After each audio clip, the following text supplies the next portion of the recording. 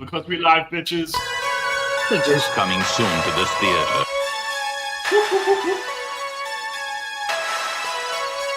Oh, I missed it.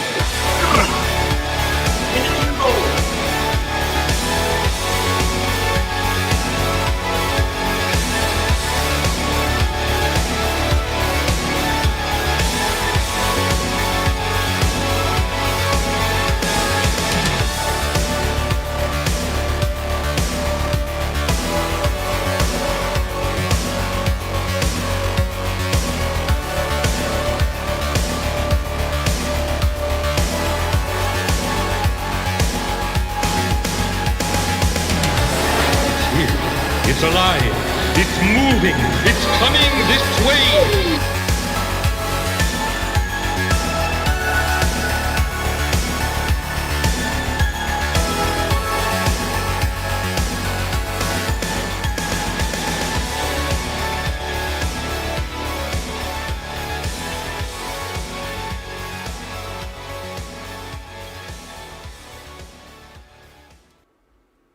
What is up, everybody? It's your boy Brian back for another episode of the Horror Movie Club, the club where, what do we do?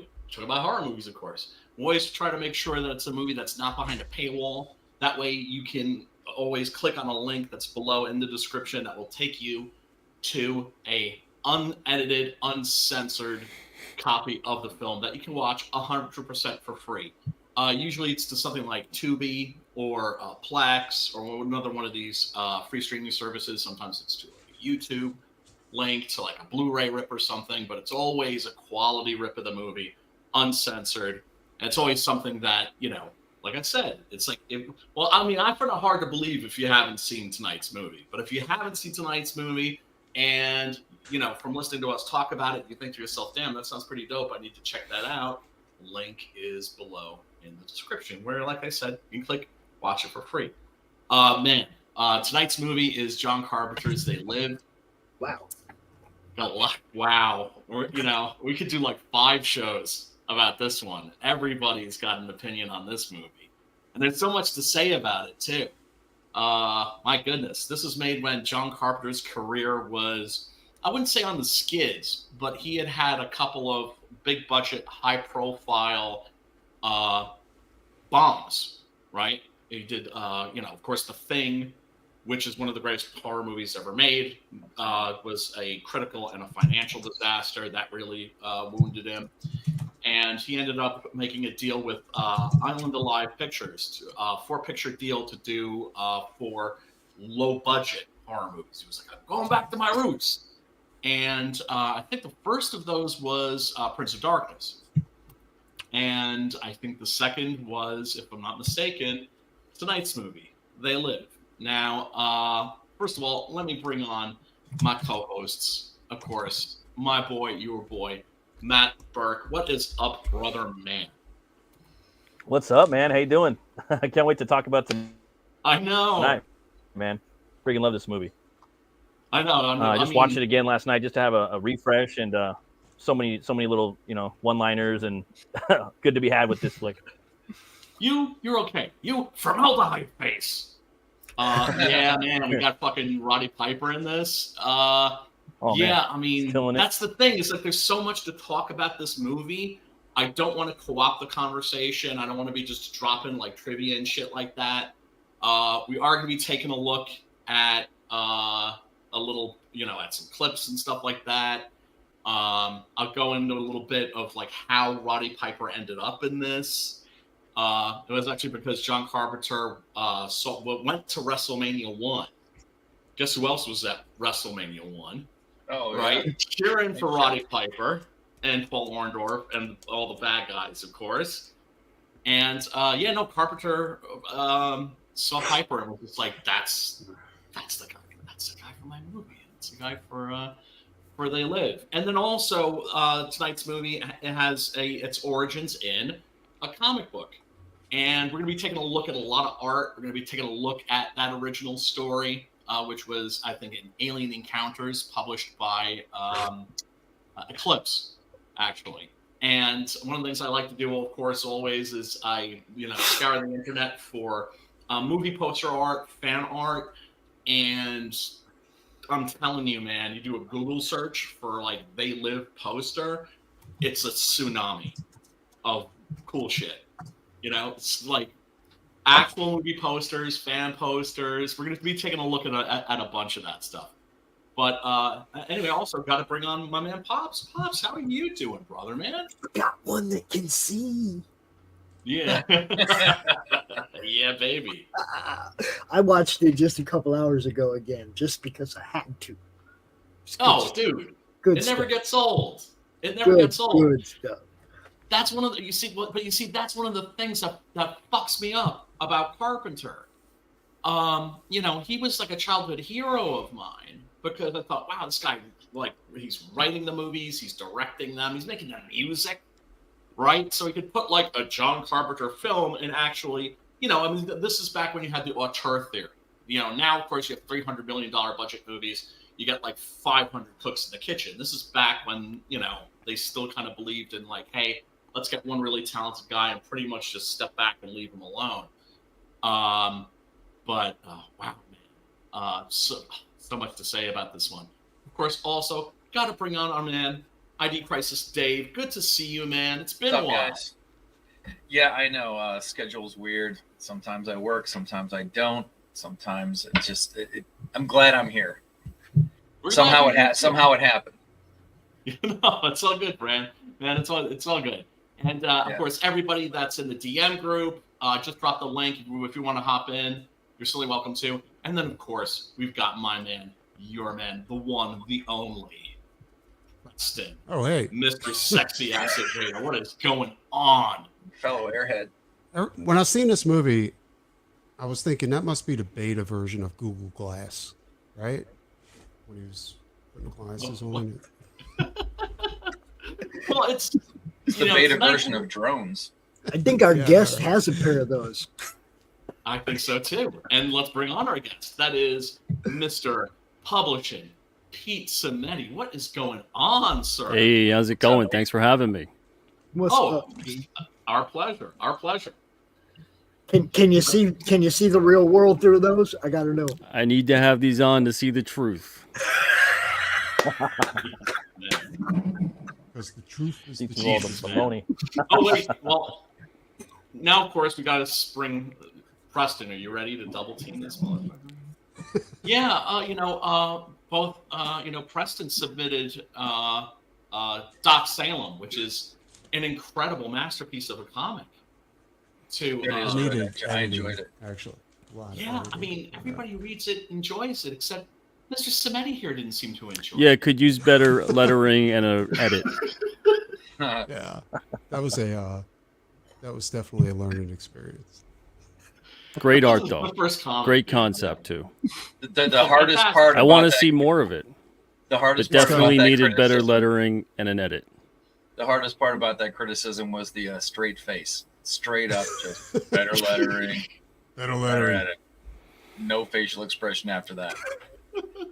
I got no hate for it. Just being honest. Well, no, yeah, but then I appreciate honesty. And Preston knows it, so he knows how much I love his art. There's no bad blood. Yeah. No, there couldn't be. Yeah. No, I've been trying to get inside your head for a little bit, just saying you're not there, and then I'm not there, and man, it's hard to find that crossroads where we're like, all right, how did you do this? How did you do that? Do you remember when you did this with the airbrush? Because I did that with the airbrush, and that didn't turn out too good. And yeah, I think airbrush had the final nail. Yeah, man. With John talking about, I'm pretty. I don't know what he's talking about. I'm gorgeous. I mean, look, this isn't like it's not like looking at the back of like a Rolling Stones record or something like that, right? I mean, can we all agree that the Rolling Stones is like the world's ugliest band? Oh yeah, those are pretty ugly too. Mm-hmm. Ghetto Boys, pretty fugly, right? But no. Face made for vinyl. I've seen worse. Motherfuckers here. There's some sex. There's a little sex appeal here, you know. And then of course, Mr. Simeti turned down another book called 6-Ton Gorilla by yours truly. Now that's this right. is a book critically acclaimed. By what critics? Yeah, but just don't say the last issue.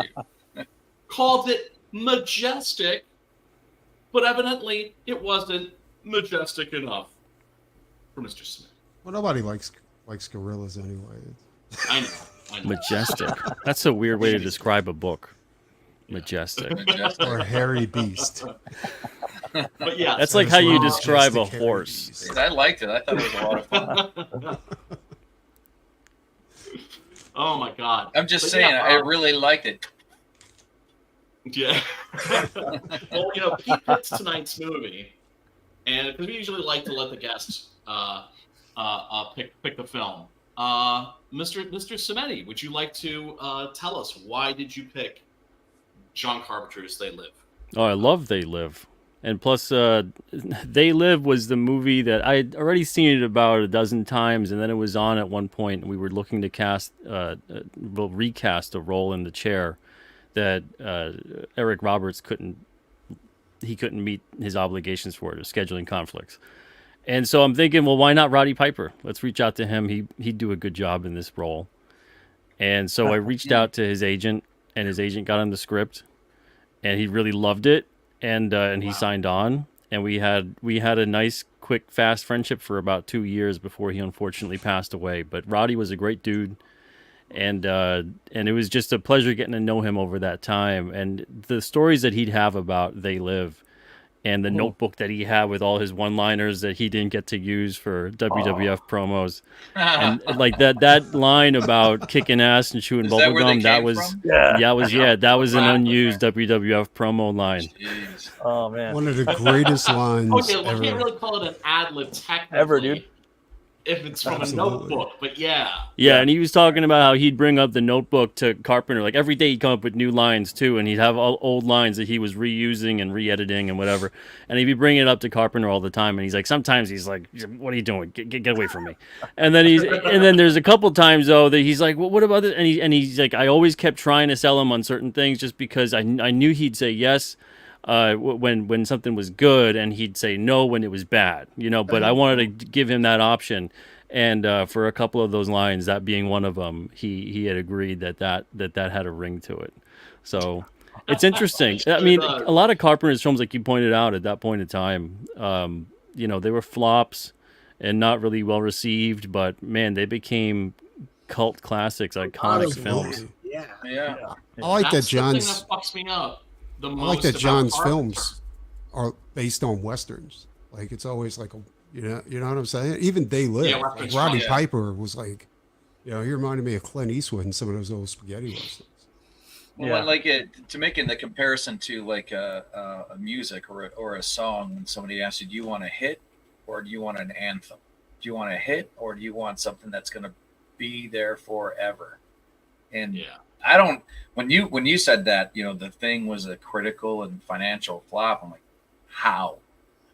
Blade Runner Yeah, at the same time. was. Those two movies came out at the same Yeah. time, and those Yeah. were both disasters. I remember seeing Lights, Camera, Action on Nickelodeon, hosted by Leonard Nimoy. Yeah. And they talked about the thing. It was like, and it was all the good shots and all of that. And when he had said to, was it Rick Baker or Rob Bottin was the special Bottin, effects guy. yeah. Rob, is that how you say Bottin?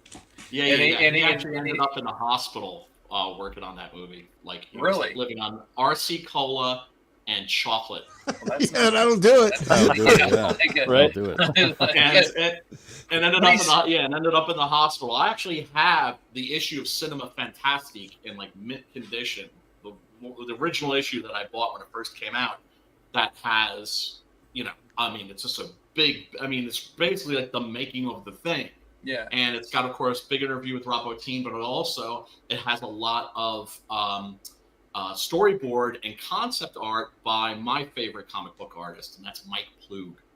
Yeah. If you can get your hands on a copy of that, I don't know how much they're selling for these days, but that is the bomb. It's like, if you're a fan of The Thing, you have to. One of the things that Carpenter had said to the special effects guys was, once they understood the concept of the film was, I want you to do whatever you have hiding under your bed. Could you imagine being the special effects guy on a film by John Carpenter and you get to do whatever you want? Because the concept of the bad guy is so random. And on something like this is, I think They Live is one of those movies. It's not unlike a Demolition Man, where when you really look at it, it's one of those films that predicts the future accurately. Well, Not if you want like the best kind of gimmick or something, That's but because it if you want an accurately artist's captures the best present. work, or if you want an artist's best work, you tell him to do what he does best, and don't let him, without a don't doubt. put any chains on him. And that's, Yeah. you're going to get it. I keep trying to tell my customers that, but they've got to pick up that remote control. You know the remote control, right? No, I got to have a hand in it. Yeah. I want you got this dumb idea. That way I can say Well, like Shadow that Hawk. part was about me. Yeah, no, I mean, well, that's the thing with somebody like with like when I'm working with an artist like Preston, it's just like, well, what do? You let him Preston out. Well, you yeah. let Well, him once you in. see the portfolio and you see what he's done in the past, then it's easy. There's a lot of the portfolio is supposed to build up trust. You give them the script and then leave them, the artist, the fuck alone. That's your application, is your portfolio. Yeah. That's your degree, your application, and everything right there. Yeah, and unless of course there's like maybe like a little mistake here or something like that, like Those like aren't mistakes. That's Maxi called Gallows. character. Yeah, no, there's mistakes. No, I mean, no, Well, we don't talk about those. Well, I mean, like for instance, there's a comic that I'm doing with Adam Loss with Blood Moon Stomp. That's like the wrestler versus the wrestler meets the Shining, basically, right? And I, drew in. I wrote in a scene where it's like an extreme wrestling match, and there's like a garbage can full of those fluorescent light tubes, right? Which wrestlers would use to smash over each other's heads. And Maxie drew little like round light bulbs, a garbage can full of those, and I was just like, no, like it's got to be. Let's say those are the wrong kind of bulbs, but that's it. You know what I'm saying? Otherwise, you just get a great artist like that. You just let them Also, run. sometimes what you guys don't realize is that the artist could be too close to the work, and he doesn't see certain things. Like when I was doing that cover for it came out on a Wednesday, Pete seen that the art was unbalanced. You know what I'm saying? And I was like, hey, he's right. I got to pull that chick on out of there. Oh yeah. Like, when you spend too much time, you haven't walked away and refreshed your eyes. Yeah. And when you come back, there's times that I hate that moment, because you have to be honest with yourself and be like, oh no, I was on this thing for like 15 or 20 minutes too long, and then I walked away and I came back, and the real world just doesn't fit with what I'm doing here, and I gotta make changes. Yeah, Well, I think there's that's the a market. point in every piece where you can just kill it. Yeah. Yeah. And you yeah, hit that so it gets point, and then overworked. you keep, and it's a tortured drawing, whatever it may be, writing. But yeah, there's always It's a like that point. too. Well, You there's can- also you can do too much rewriting, and Yeah. you have to There's stop. that's at the also a point where mark you're of a like, you know what, I think I'm professional. hurting this at this point. is not Yeah, to knowing when to stop. is not Oh, to yeah. be able to, The end, is old not friend. to take that personal when somebody does tell you. Well, I always said No, that never. a professional You know? makes it look like you did it right the first time, not that you did it right the first time. Yeah, and you don't work with whiny little bitches. You work with people where they're just like, when they're Pops just about, it's not about automatically their gets ego, animated. right? And or The dick show is measuring not or made shit for like that. kids. It's just about, well, what's best for the comic, Like I always say, the one thing you don't want to hear from your collaborator when you're a comic book creator is, my idea is better because it's my idea. Yeah. You don't want to be that guy. You don't want to work with that guy, right? Because I it's can't just tell who all Brian about is talking to whatever right is now. the most kick-ass. Because the reader don't give a Well, fuck. Brian says that all the Oh, time. they do. No, They do because give it's a- true. And because I see people doing it, and I'm just like, oh, you clowns. No, You know? it has to be a white background with pastel yellow letters. Of course, You know, everyone I will mean, be able to read that. Pete, I don't know if you have this experience, but when you get your art from your artist, don't you then get inspired by the art and then maybe go in and tinker with the text and the dialogue a little bit? Do you take inspiration? Oh yeah. Right. Yeah, well, I mean, when I give the script for King Cryptid to the artist, I just give them the scene description for the most part. 90% of the script is just scene description, like I'm telling them a story, and then they go with it, and then they make the art, and then I go in afterwards, and I already have the script in my head of what I'm going to write, and then I'll either add or subtract to that based on how the art is flowing, or I'll take out certain things completely because the art is already there. There's no need to crowd it or add to it because the art's already doing the job of the story.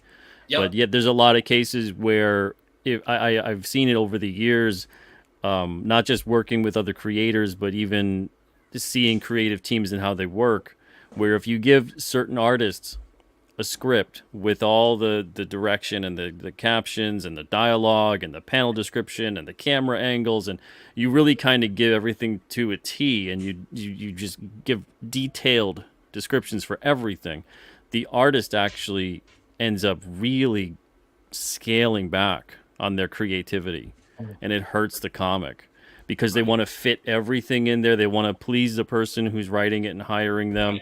And then the storytelling suffers. It could be a way more dynamic comic. It could be a way more visually interesting comic if the artist had a script that was a bit more flexible and something that could make them imagine what the scene's going to be like. And then as the writer, just go in there and make sure you're looking at the thumbnails, you're looking at the pencils, you're looking at the inks. This way you can catch anything that maybe needs to be tweaked.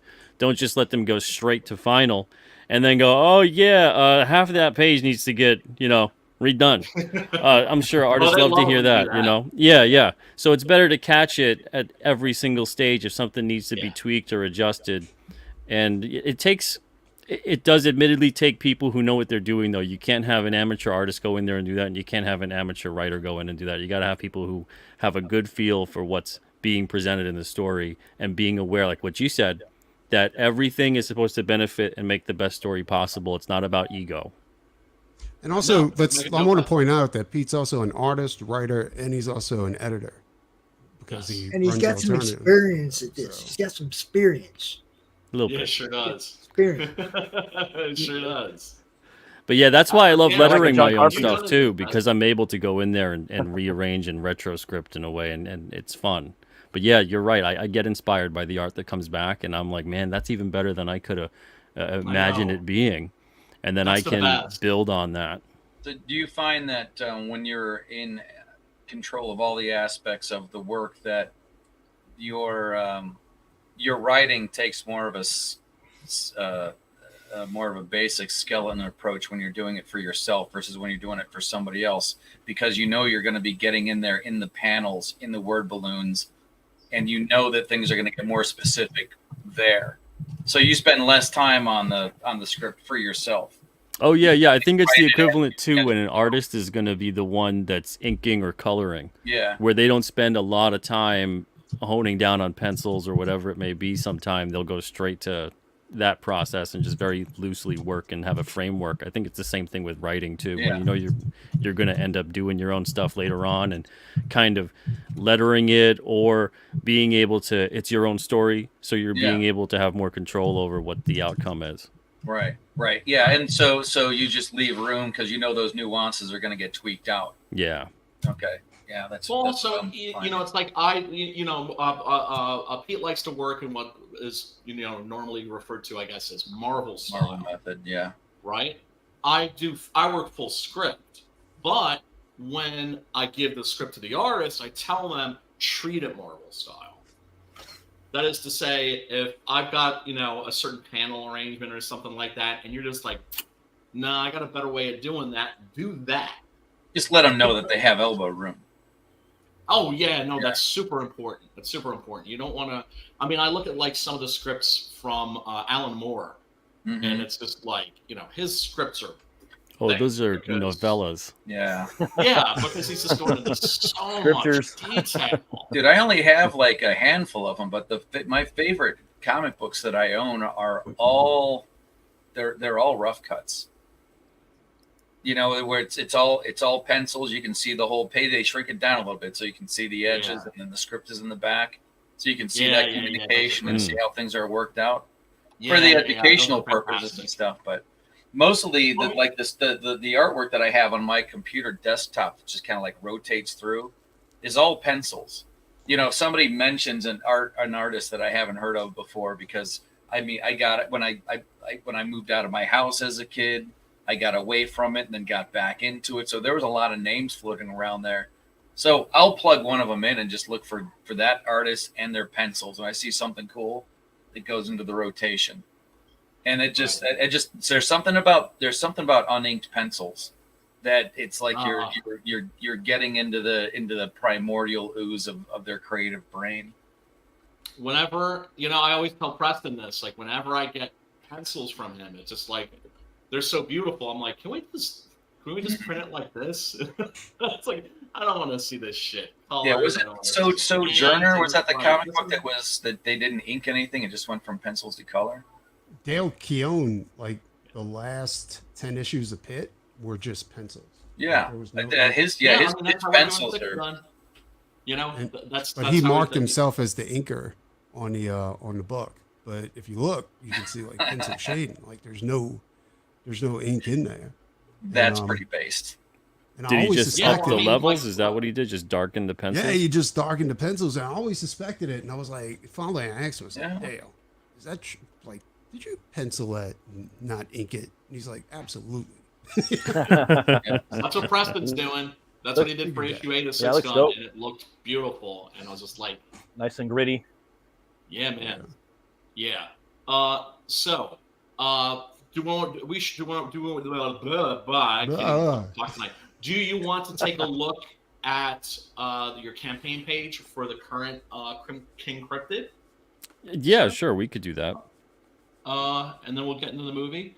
Yeah. Pops, do you have that link by any chance?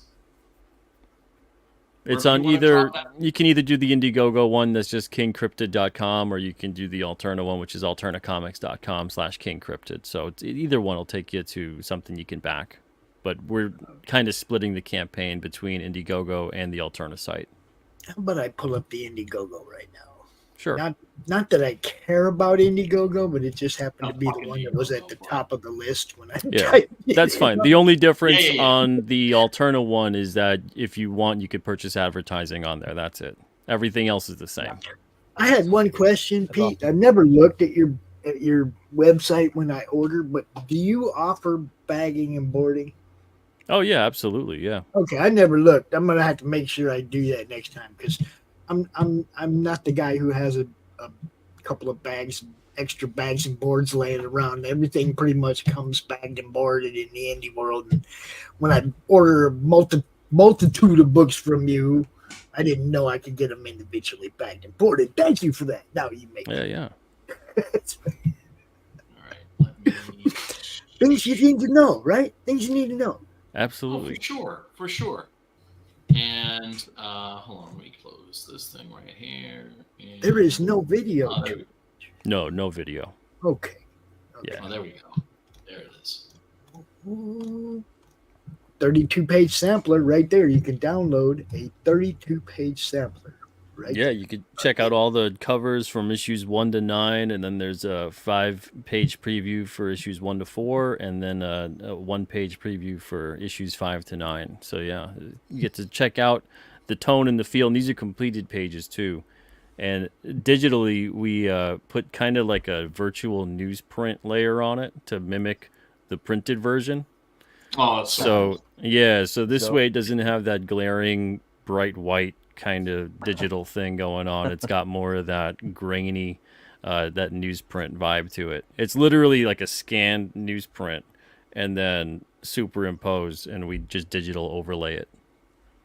You got a featured tier over here, $100. The King Cryptid Collection. It looks like a Yeah. whole bunch of stuff. So T-shirt looks badass. box to collect them in, everything, man. Right? Yeah, you get the glow in the dark T-shirt. The art there is by Nick Hunter, who also does art on issues 2, 5, and 7, and you get issues 5 to 9. Every issue of King Cryptid also has a cover on the front and the back, so if you flip it over, it's like you're getting 2 covers for the price of 1 comic. And then we've got a collector box, which is the second collector box in the series. We got a trading card binder, and then you get 5 trading card packs as well. And in the trading card packs, we got a bunch of bonus insert cards, one of them being sketch cards from a bunch of artists, Preston Azevedo included. Preston who? Yeah. Preston So is- Sketch cards are the shit, man. I love those. Yeah, so 1 out of 50 packs, about 700 packs have sold so far. So we're gonna have whatever that comes out to. I can't do the math right now, but 1 out of 50 packs is a sketch card inserted. So every 50 packs is one of those. So there were people who got 30 packs last year, unfortunately didn't pull a sketch card, and then there were people who got 5 packs and then they pulled a sketch card. So you never know. Yeah, you could potentially get 2. It's a random assortment. You can build your own bundle. You can get access to all the add-ons. Pete's got all kinds of stuff, guys. I mean, yeah, and the dollar goes right back into shipping, so you're not paying $1. It goes right back into it. King Cryptic Digitals. Yes. Yeah, the digital bundle, it's $5. You get the 5 issues 5, 6, 7, 8, and 9. Yeah, and this is just a fun book, folks. I haven't read these issues. I haven't backed this campaign yet, but I read issues 1 through 4, and I just found them really great, old school fun. Mm-hmm. Yeah, thank you. It's an ongoing episodic series, so it is like old school comics where you get a complete story in every issue, but all of the issues have a connecting continuity. So things matter. You don't have, a short-term memory loss here where something happens in an issue and then it feels like it didn't make any impact. Yeah. Everything makes an impact on the series. It's just the issues are standalone in terms of story, but not standalone in terms of continuity. It's very similar to things like, and I was really inspired storytelling-wise, obviously by the comics from the 70s and 80s and how they told stories, but also from animated shows like Batman, the animated series, Thundercats, that kind of thing. Right. It's like you could drop in. There's a thread that's going between all of the stories, but there's also the beginning and the end issue per issue. Exactly. Yeah, right. yeah. And a lot of issues have that where it's like a last page will kick off a storyline that will continue either in the next issue or an issue down the line. But yeah, to me, that was important because a lot of the time with comics, they treat it as if every jumping on point is a jumping off point, but that's so wrong because every issue is a jumping off point. But not every issue. Kinds of readers too. I mean, you have people who watch episodic television and they're good with the beginning and the end, and every once in a while you get a to be continued. And then there's the people that watch soap operas. Yeah, there's literally 2 different mentalities to, I want to follow this story, don't let it end yet, versus I'm good with these little vignettes of. Yeah, and this is kind of a merging of both. It's because there's a soap opera type feel to it only because there's that overarching plot. Yeah. And there's a couple of subplots built in, but every single issue you're never gonna feel lost. It could be issue 30, it could be issue 1, it could be issue 70. You get in there and you'll enjoy the story, and we'll have editor's notes. We already have editor's notes on one of the issues. And then you can go back and check out a previous issue in case you're seeing something in there and you want to learn more about what it is that they're talking about to give you further context. I can tell you what caught my attention about this. It was the fan art. It was all the different people drawing your character, dude.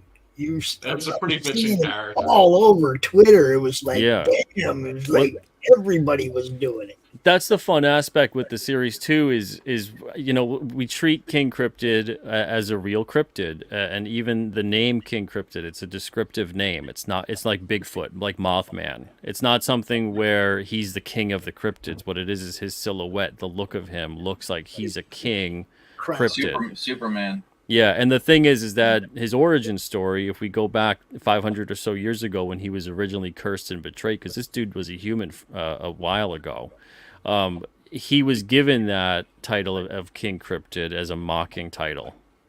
So it kind of stuck, though, in legend, and it's meant different things to different people. Most of the story, at least early on, takes place within the New England region, as you could see here with this map, in real locations. I love how you do this, too. That's so old school right there. Yeah, I love how you set it up. This happened here, this happened here, this happened here. Yeah, like Bigfoot sightings, yeah. Exactly, Looks like my people to kill list. Well, it's kind of like, like the old Defenders comics. If the Hulk would go on a rampage, next time we do this, Green Present's gonna have blood on one of those guitars in the background. Now all we need is a map with little round pins. Ding, ding, The ding. string. Yeah, well, I mean, the Yeah, thing I- is that we're gonna get outside of the New England area eventually, and not too far off in the future. And we get to the rest of the country, we get to different parts of the world, and then we eventually have issues that are off-world. So Oh, yeah. there's a lot of stuff with King Cryptid. There's cryptids, of course, but there's monsters, creatures, there's vampires, there's folklore from all kinds of regions of the earth, and then there's also extraterrestrials involved. There's extraterrestrials involved in issue 8. There's Zeta Reticulans. So we see them for just a little bit, but then they come back, and there's more of the story with them in issue 11 on next year. But we have all kinds of stuff here. There's alien races involved. There's government cover-ups. There's secret organizations and secret societies. There's a lot of levels to the story of King Cryptid, and it's not just about the world building or the character building, but it's also about various things that are occurring. Each issue is thematic in a sort of way where some issues feel more sci-fi, some issues feel more horror, some issues have a more mystery tone to them, some issues are more philosophical and existential. And there's flashback issues that take place too, because of the fact that King Cryptid is about 500 or so years old. So there's all kinds of different things to explore. Yeah, you and can go way back into the past and do yeah, yeah, I'm not handcuffing the story in any sort of way in terms of we have to tell it in a super linear fashion. But when we do have flashback issues, they tie into what's presently happening. So it doesn't feel like it's just randomly one day we're 300 years ago. It'll be triggered by some event that's currently happening, a memory that's being triggered by it, or something that's caught up. And now we're seeing the events kind of rhyme or even repeat. And that this has happened before, and then we go back and we take a look at what has occurred. How many different artists Right. you have working just within the sampler in these 34 pages? I see a variety of stuff, and I especially like how the kids, when you have the kids in the book, it looks fun. Yeah. Yeah. That's something Yeah, that's I really really like fun that too. issue too. Yeah. Oh man. Yeah. Yeah. It's Are you sure we're supposed to be doing a movie right now? Because I'm enjoying this book. It's really good. It's But really yeah. good. Like I was telling Pete before, it's like if I don't like somebody's stuff, I just don't say anything about it, right? But if it's dope, I'll tell you it's dope, and this is dope, everybody, and you should go check it out. And the fact that he offers a 32-page sampler, what does that tell you? That tells you that this is a man who has confidence. I was in just his gonna say that. product. Yeah. It's, Oh yeah. And next year it'll be Well, what is the that? first We'll one's have for another free, Brian. 5.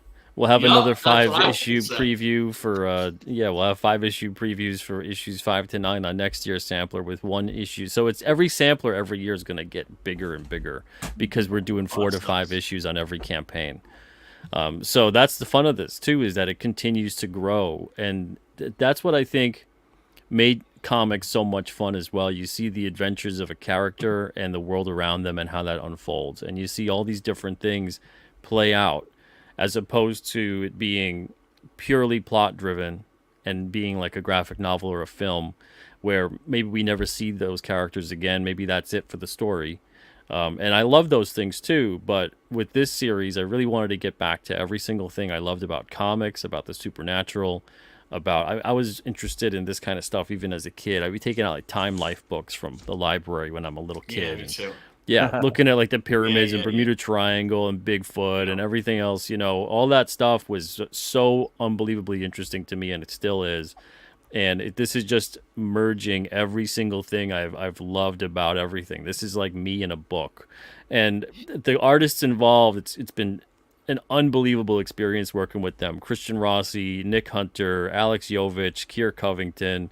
We got Frankie B. Washington on issue 6.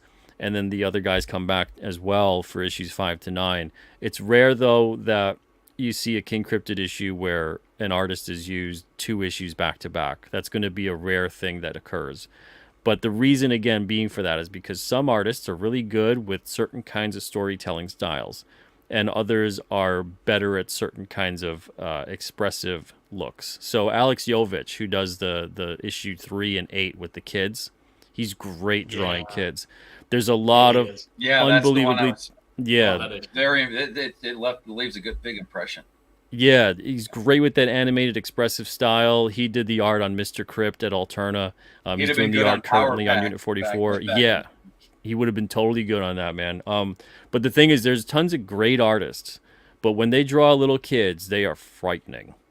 They draw like these little like mutant tiny adults. I feel they like have, I'm a they're really good world artist. weary. They I've got made money wrinkles. doing art, and I've got to do this little kid, and I'm on the computer looking up why can't I draw kids.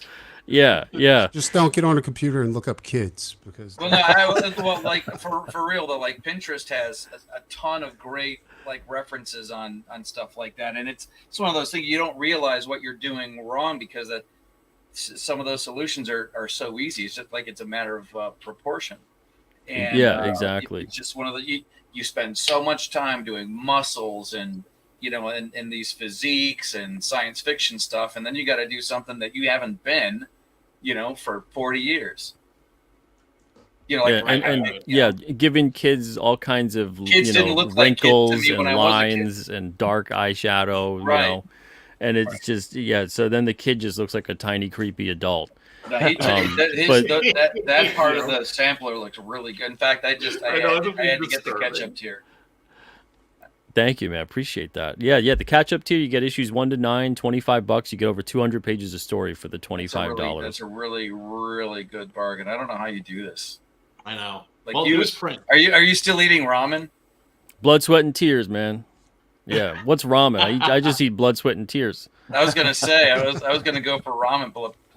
That's too rich for my blood. Yeah. Yeah, that's how I do it. I can afford to do this by not eating ramen. Exactly.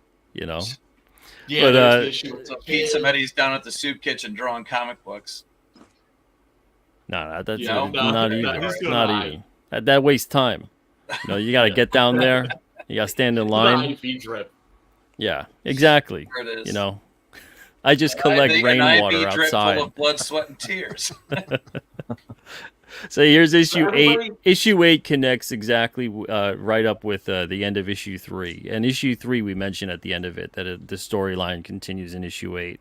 And the thing that occurs here, the stories occurring concurrently with other stories, and some of them are occurring slightly before and slightly after, but they never feel that way. And the timeline is only something that specifically matters when it's mentioned. But on issue 3, we got a flashback to 84, and it's a result of someone's working late night doing filing away of various photos in the area. They work at the White Mountain Mount Washington Observatory. And he's filing away various things, files away and sees this footprint that looks just like the King Cryptid footprint that him and his friends took back in 84. And King Cryptid in this world has not been cited publicly in over 30 years. No one has seen King Cryptid since the early 90s. And now King Cryptid is starting to come back again. And the reason for that being is that he was around in a big way, but felt like he wasn't really doing a whole lot of good because the world was still turning to crap. And that there was still a lot of bad things going on. And he felt like, I'm going to scale back. I'm going to take care of my region. And that's going to be about it. I'm not really going to be in the public world anymore. And I'm not going to. I like it. Yeah. So about a generation and a half has passed. And people are thinking, oh, maybe he never really existed whatsoever. We haven't really seen this guy. He hasn't been talked about. But he's seeing now that there's a lot of stuff going on right under his nose. The convergence of both black budget science and dark magic. And he's not entirely aware of this at this point just yet. By the end of issue 9, he will be aware that there's something very purposeful going on. But what he's seeing for the most part is stuff that's happening that is coming. It's too much too soon. There's too many weird things happening. Don't make me spend that money and then spoil it for me, Pete. Well, I'm not spoiling anything. That's the funny part, is that every issue is so jam-packed with story. The feather is what he's doing. Yeah, every issue is so jam-packed with story. There's people that thought I was spoiling a lot, and I'm like, no, I'm just painting a picture for you. Well, yeah, and then you guys are going to go in there and you zoom in on the in picture and go, wow, there's so much. There's so much in there that you can't say too much. No, and I'm not spoiling anything in terms of giving away pivotal plot moments either, because there's a lot of those. Every issue's got little Easter eggs. We got breadcrumbs that paint pictures for other issues to come, and also previous events that have occurred, and things that with certain other side characters too. There's only a couple of issues, 4 issues out right now, but there's a bunch of different things that are in those 4 issues, and only I think 2 people so far have caught on to some of the plot lines that are being hinted at and some of the weird little Easter eggs that are in the art and in the story itself that hint at certain things. It's interesting. But so that's what I love about it too. It's one of those things where people can then reference certain things later on in the future and go, "Oh man, they were calling that out for like 10 issues." And that's, I think, part of the fun of stories like this. But yeah, so anyway, to go back to the flashback part, it goes back to 84. These kids are out in the woods, and they come across King Cryptid. Later on in 87, they haven't seen King Cryptid in 3 years, but King Cryptid has been keeping an eye on the kids because he knows that there's other people that are keeping an eye on them too, and other people that mean them harm. So in 87, it's Halloween night, and that's what happens in issue 8. And something happens to one of the kids in particular that really puts all of these kids, it sends them on completely different paths in life, and it's a horrible event that occurs. And King Cryptid is basically, he's there, but he's not there. And what I mean by that is, in those issues, King Cryptid is not necessarily the star. He's kind of a background figure, and he's kind of someone who is around, and we'll see him around. Like in issue 3, he's only in 1 or 2 pages. But most of it's about the kids. And then we see later on them as adults, and they play a big part in the overall series. So it's not just them as kids or just having a flashback issue or whatever. They all have pivotal parts to play. Yeah, he's merely an I like what you did with that issue too. It was really cool. What this book reminded me a lot of were comics that were some of my favorites when I was a kid. Swamp Thing, Man Thing, right? Like in the case of Man Thing, you had a lead character, that was literally mindless, right? So the story had to be about other people and their reactions to this creature. Now, King Cryptid, of course, is very much a character, is very far from mindless. But I love the way that you jump around and tonally from issue to issue, where I feel like, oh, this kind of feels like a Marvel story, like a Hulk story. This one feels more like a Swamp Thing. DC. Man Thing. Yeah. Different points of view. Yeah, there's a mystique around King Cryptid where, for like the issue with the kids, he just grunts at one of the kids. Like that's all he says to him. But King Cryptid is extremely intelligent. Kind of like how I raise my kids. Yeah, but he just needs to kind of loom over and be like, Socks, pick up socks. But he knows that it's like he's not going to sit there and have a deep conversation with these kids. The moment doesn't call for it. So it's one of those things where, depending upon the situation, depending upon the moment, he'll use his intelligence, or he'll use his brute force strength, or he'll use some of his supernatural powers if he's able to. Because that's the other part too, is on the night of a full moon, his supernatural powers are augmented. On the night of a new moon, he's got a cosmic moonstone that's basically like a lunar cell, and it's absorbing the energy, the moonbeams. So when there's intense cloud coverage or it's a new moon, he's not getting recharged. So the more that he expends his energy, the less likely he's going to be able to use any of his supernatural powers. So on the night of a new moon, which is issue 2, issue 1's a full moon, issue 2's a new moon. So we get people acclimated right away with what he's capable of. Yeah. I loved how you did that, because of course it's just like, well, gee, Superman needs to have his kryptonite. Right? Yeah, you can't have an overpowered character. You can't have a character that doesn't seem to have a weakness and is never really in danger. Yeah, and King Cryptid's in a ton of danger all the time. And sometimes he's not even aware of how much danger he's in and how much danger he's actually putting others in. And we get to some of that the issue too. Where he's just like, well, I need to chill. I need to go someplace safe. And he goes to like the worst possible place he could go, although he doesn't know that that's the case when he goes into that cave. Yeah. And that's the thing that's great, is we're going to see characters like the Granite Beast return in issue 6. We're going to see the Granite Beast, and then we're going to see, eventually we're going to see the Behemoth come back, and that's going to be a real fun issue as well. And we even see a character from issue 4. We see Brugge. We see him a lot more. And he's actually in Hockomock Swamp, which is a real swamp in Massachusetts. And it's funny because when I created Brugge, I created just a swamp monster. And I wanted to base him in the New England area. And I'm thinking, how the hell do I do that? How many swamps do we really have? And I'm sorry, let me interrupt you for a second. That's a real rock formation. Yeah, that was a real. I've seen that thing. Yeah, the old man of the mountain. It doesn't look That's- like that anymore. The face kind of fell know. about 15 years ago, but Oh, yeah, no, for the no, longest that time. sucks. I know. Yeah, and this issue is a flashback issue. Again, we started off anyways a flashback in the early 90s, and we see King Krypton at an existential crisis moment. He's kind of having his "It's a Wonderful Life" moment, and he's talking to his mentor, the old man of the mountain, who's thousands and thousands of years old. This guy's been around. He's seen humanity, pretty much civilization, rise before him.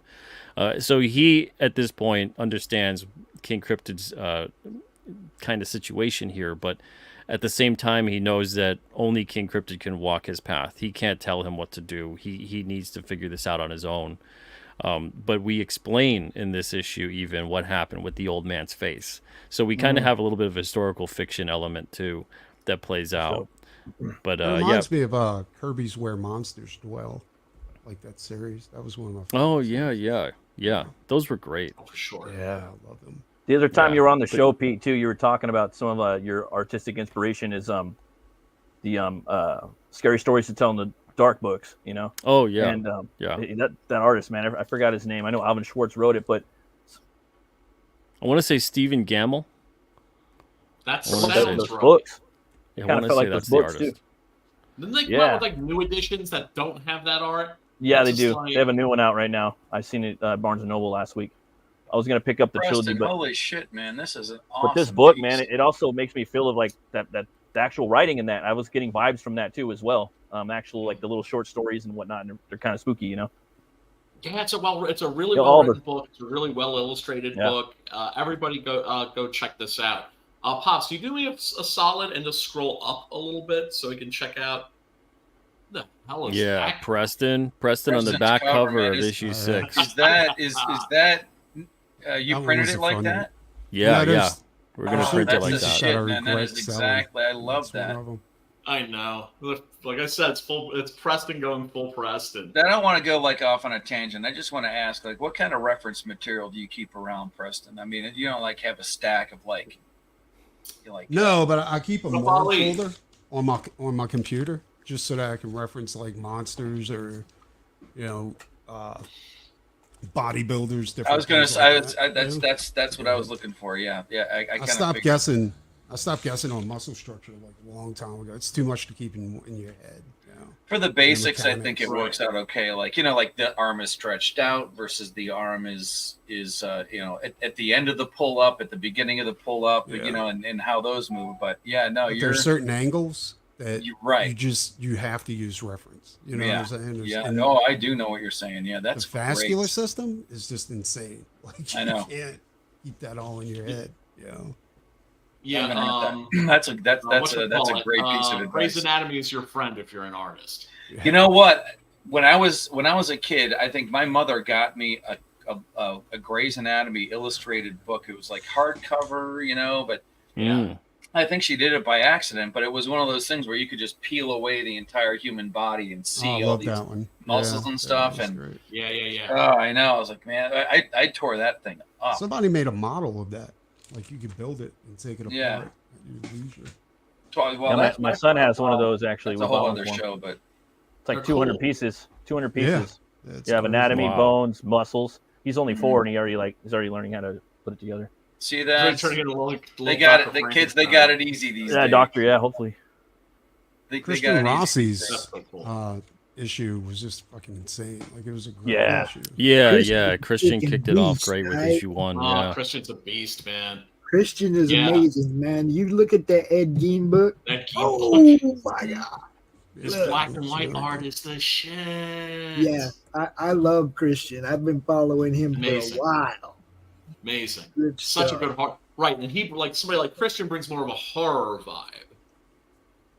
Yeah, and right here is Nick Hunter. Nick does such a great job. it's He's the beautiful. artist too on issue 5 and issue 2. This is issue 7, and we do a little flashback to set up the issue. This goes back to the early 1800s. It's in Dogtown Village in Massachusetts, and we're following Wendy and William, and they're getting chased out of the village. And there's a curse that gets placed upon the both of them, and it's a werewolf story. So we see it later on. We see both of them in Jackson, New Hampshire, in present day. and what they're going through. Beautiful.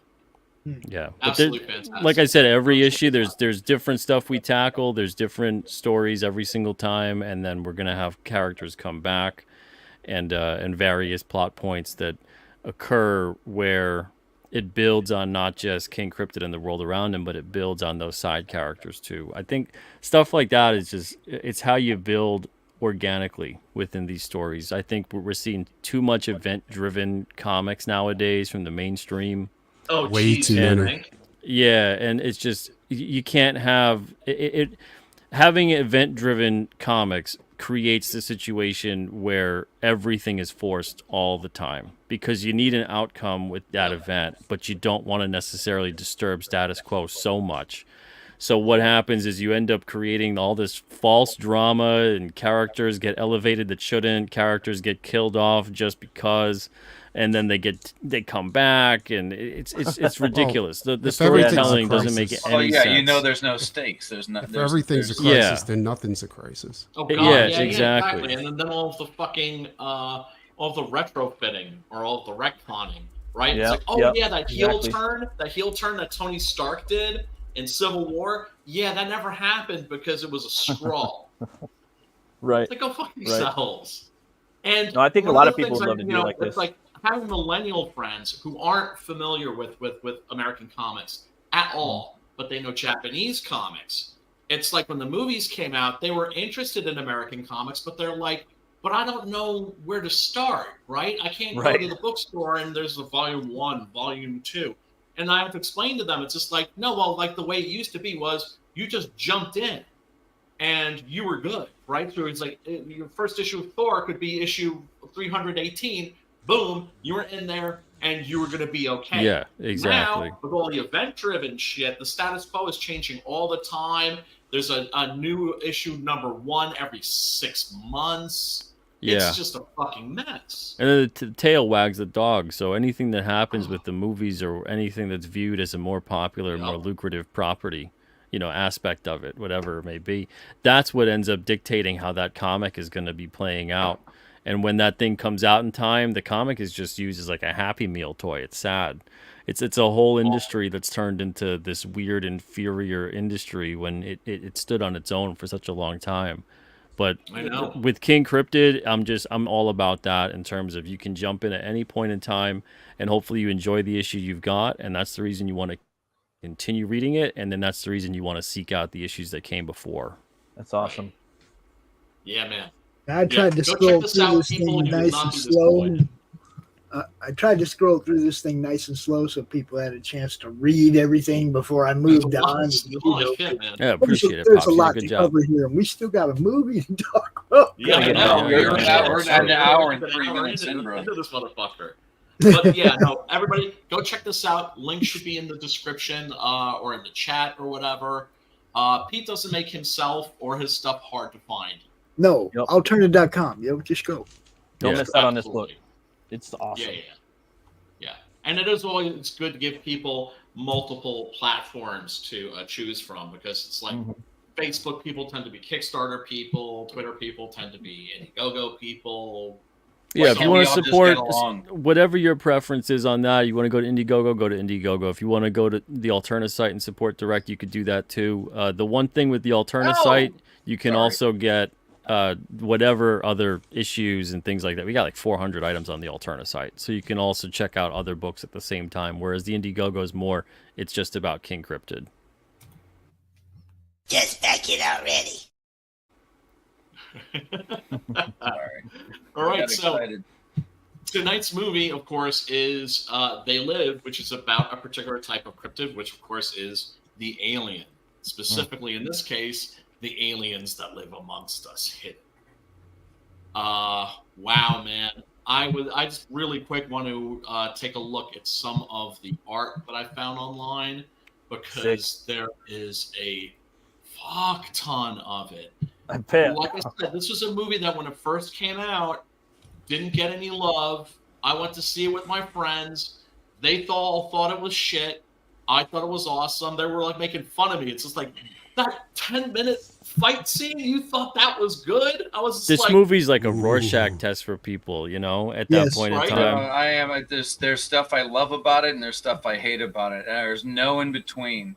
But I can tell you this: I worked at the movie theater right before this stopped playing, and the projectionist gave me a box of 50 of these posters all rolled up. And I had just moved out of my house into my buddy's basement. That whole bottom part of the house was set up like an apartment. And my bedroom was his little sister's room at one point. So it was nothing but holly wallpaper all over the place. I took all of these posters that like the regular one where Roddy Piper's eye is looking right over the sunglasses. It's like every wall in the room was the eye just looking at you. That was my wallpaper. Nothing but go back one. Nothing but that eye looking at you the whole time. All four walls. A lot of thumbtacks. Oh man. Yeah, that's my They Live story. Yeah, I mean, I was psyched when this was coming out that it had Piper in it because I was such a big Rowdy fan. I'm happy to say I was one of those folks that was into wrestling before it was cool to be into wrestling, right? Where all the kids at school would make fun of me, like, you're into that fake shit. Look at that.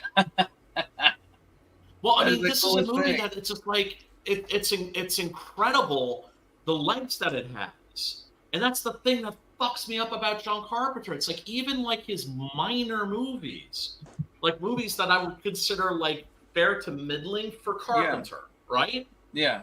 They still end up being classics. Yep. Well, this is one of those movies. You know how you see a movie and you find out that it's gonna you loved it to death. You find out that it's gonna be rebooted, and you're like, oh no. This is a movie that needed a bigger budget because it was literally the plot is a worldwide thing. But John Carpenter being a low, they cut every corner. They cut every corner. Even the dollar bills were pieces of paper with. Well, right, but because I love that. That's a great piece of art right there. Yeah, but he's a master of a low budget. I mean, the way that you squeeze as much bill money as you possibly can out of a movie is by, like you were saying before, doing the soundtrack. You do as much of it yourself so that you don't have to outlay all this money for other people to do it. And he does service. I think this movie would have lost a lot though if it went global. I think it needs to be focused on the one dude's trip into hell. I don't mean that it like where. That's the best way to put it is, like in Independence Day, you knew that this was happening everywhere. In this movie, it doesn't have that.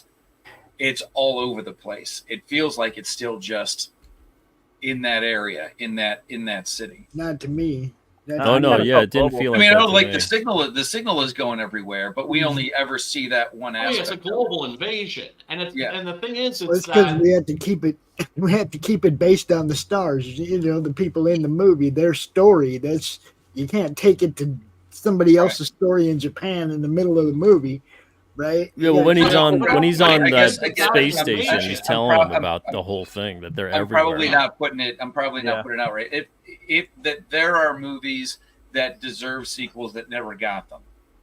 There are movies out there that should have had them. Like one of my favorite cop buddy movies, Running Scared, should have had a sequel. Tailor made for a sequel, and it would have been great.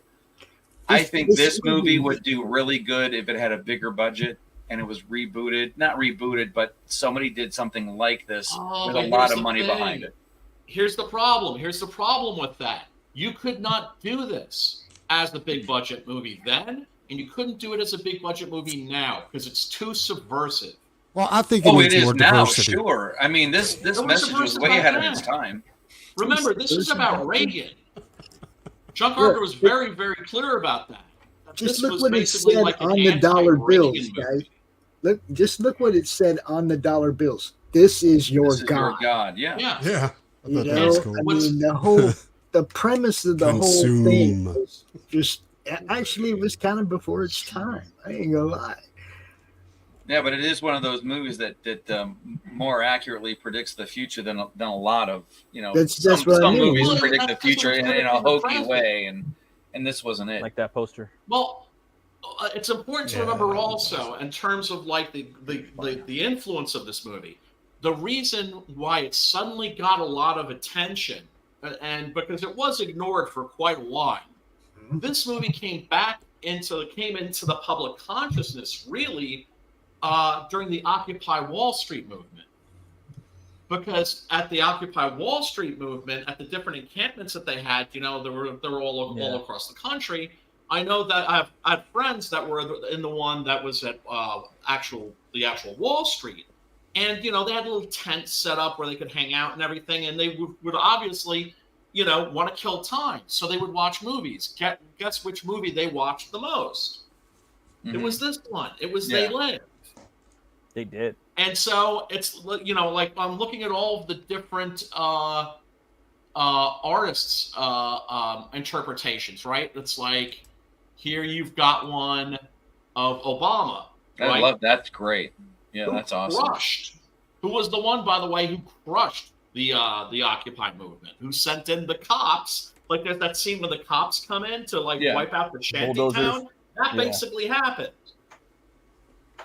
Thanks to this MFer. And then, of course, you've got the Orange Man, right? And everybody relax. Don't get all bent out of shape because, like I said, something bad about, like, your hero or whatever. This is funny because, like, he didn't have anything to do with any of that. No, but it's like, it doesn't matter. It works for everybody. You can do this. You can do this with, you could do this with Reagan. You could do it with Trump. You could do it with. No, what I'm saying is we knew some of this shit was going down way before that. That's what I mean, I But was Biden, only, you don't need the glasses though. You can just see him straight up the way he is. I was only 18 at the time. I wasn't really paying that too close of attention. But whenever there was that scene with that one line of his, "Mama don't like tattletales." He's shooting down a drone.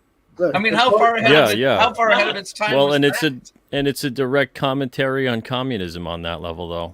If you really think about it, because for that type of system to flourish, you need tattletales. See, that's what doesn't make sense. Like when you're saying like it was an allegory for the Reagan administration, and who was he watching? Yeah, the thing though with that, I've heard the whole, even from Carpenter, I've heard that it's about consumerism and anti-capitalism and corruption on that level. Yeah, but then there's a ton more to it other than that, and there's stuff that he obviously doesn't want to say. Right, he does not want to say because he'd paint a target on his back. Because it's very obviously about the globalist kind of structure and the elite versus those that are beneath them and they want to keep beneath them. And the subliminal messaging was the one thing that was accurate about what was going on in media at the time. Yeah. Okay, that was real. That marketing, subliminal messaging and advertising and shit was real. Go back 2 pictures real quick, Brian. Well, when I talked to Roddy straight up said, "Pete, this is a documentary. They Live was a documentary." Oh yeah. And he's like, I don't mean he was like it was a direct thing. We didn't have special effects. He's like, I don't mean that kind of documentary. He said, this is the kind of documentary where we took a little bit of artistic license to get the point across. But he's like, this is based on real stuff with real people, the way that they behave, and the way you get the powerful keeping those powerless and making them brainwashed into thinking they're powerless when all you got to do is just wake up and see. And that's the thing. Church, they go along with it. Yeah, exactly. He's like that whole thing. He's like consumerism, capitalism, blah, blah, blah. He's like, we're making a movie. We're selling a movie. He's like, that kind of stuff was to basically just sell it to people within that area and make that message go across, because the more important point of the message, was basically that of like, look around. You're getting people that are keeping you under their thumb and want it to be that way and want to distract you constantly.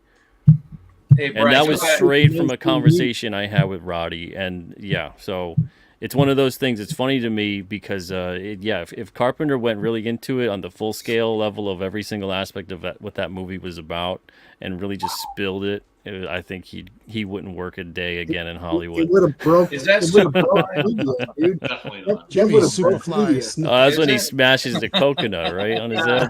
Yes. Oh, Poor I Superfly. remember watching this. See, this when is it already first derailed. aired, I had a point videotaping about it, one of the watching it characters, but over this and is- over there's and no over and over way and to over go back. again. I gotta get a beer here in a second. Oh yeah, that's right. Because basically, Jimmy Snuka's gone on Piper's Pit, right? And Piper is basically, I was going to say being low-key racist. No, he's being like high-key, high-volume racist, right? Yeah. Because of course, Snuka was from the Fiji Islands, and so he's like throwing bananas and coconuts at him. Hey, you want? Here, I'll make you feel comfortable. He's got like a pineapple there and everything like that. And then Snuka's like, "You're making fun of me?"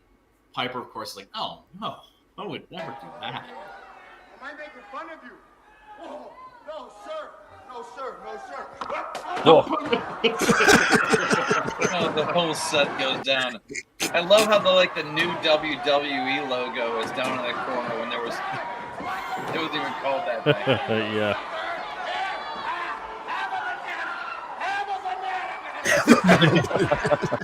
So that to me is one of the things that makes John Carpenter such a G. Is I that can he hear looks the at this and bagpipes he's like, in the "That's the background." star of the movie." Well, I like how they embraced the wrestling fucking moves, with him and David King. Oh Yes. yeah, that was And for a amazing. while, that was Oh in the my Guinness Book God. of World And Records that's for the what- longest fight scene in a movie. And Oh, I just yeah. love that fight. It just That never fight scene's ends. and great. it's Did he so get well credit for choreographed. fight Everybody choreography? did. Did Piper get credit for fight choreography? Because he was. No, you you should have though. But yeah, he he's was the in one there that with his choreographed notebook. I it. got these one-liners and these Yeah. awesome moves. So cool. Yeah, I mean, like once again, it's like when this movie first came out, people did not fucking get it. There are certain films I could say, like did. Brian De Palma's remake of Scarface, right? Yep. With Pacino? Al Yeah. And, like, I mean, I remember when that came out, like it went right over people's, like all the critics, it went right over their heads. Like they didn't get the Really? humor. Really? Yeah, that's funny. Yeah, I love me they some were Scarface. complaining. They were That's a good like, one. he says the F word like 500 times. Yeah. It's just like, That's what they yeah, latched and on it's to. a joke. Yeah. Possession, which is kind of, I guess, for most people would be an obscure horror movie. When that came out, nobody understood that. Now it's considered a classic and a masterpiece. It's crazy, huh? So it's nice to see that there are films that don't, and all other works of art that people don't get when they first come out, even though they're brilliant, but then they get their comeuppance. Carpenter, of course, has just been exceptionally lucky. His messages just come out 10 years I too don't think it early. was luck. I don't think it was luck at all. I think he was talented, and people just No, thought I mean, he yeah, was no, way it- ahead of like. Yeah. It No, you're just right. takes dumbed down Yeah. America 10 years to catch up with dudes trying to say. Yeah. You know? Yeah. No, I mean, mean, that's one thing that fucks me. Like I said, that's the thing that fucks me up about him. I mean, it's even like, for instance, The Fog. I never thought much of The Fog. Not that I ever thought it was a Like bad movie, but I was kind of like that piece. I love the right? fog. yeah. I went to see that at the Alamo Draft House, 4K restoration, big fucking screen. Everybody walked out of that theater like that was awesome. So it's like even his minor movies, it's crazy, man. Well, even Halloween 3, which I think is honestly the best friggin' Halloween movie, but it's one of those things where people. I do too, and they just shouldn't have called it that. No, it just, Yeah, well, he of course, wanted it the to one be with the more of masks. like an anthology at that point, and then That was the that idea. really didn't do well, and then they just were like, all right, go back to Michael Myers. Yeah. right, but- because that's what people were expecting, and it's Yeah. just I like, thought that was the creepiest of all the Halloween movies. But yeah, it's Season of the fantastic. Witch, Oh, it's yeah. But and it just the suffered the, it, subtext suffered is the it suffered the brutal. same fate as that 1994 Motley Crue CD where they called it Motley Crue and they shouldn't have. They should have called it something else because it was really Right. good. Somebody expected something different. Like Over the Hill, they should have called it. right, In '94, in '94. Dan O'Hurley? No, Oh my I'm God. over the hill. Me referencing that Chris, you're record means that cutting I'm deep over the tonight, hill. boy. That's how that works. You know what's crazy about They Oh. Live? It feels like very, very LA, dude. Right. Like you're there the whole time because I live in LA, so it's like Yeah. it's like Really? it's very like to the ground, like you're like it's very close to my house. So I don't know, man. Like the way they shot it, it's just like they nailed it down. And then you have all like the elites that are kind of running from there, you know, running the movement. And well, yeah, especially with the homeless population they got going there. That's like what? Yeah.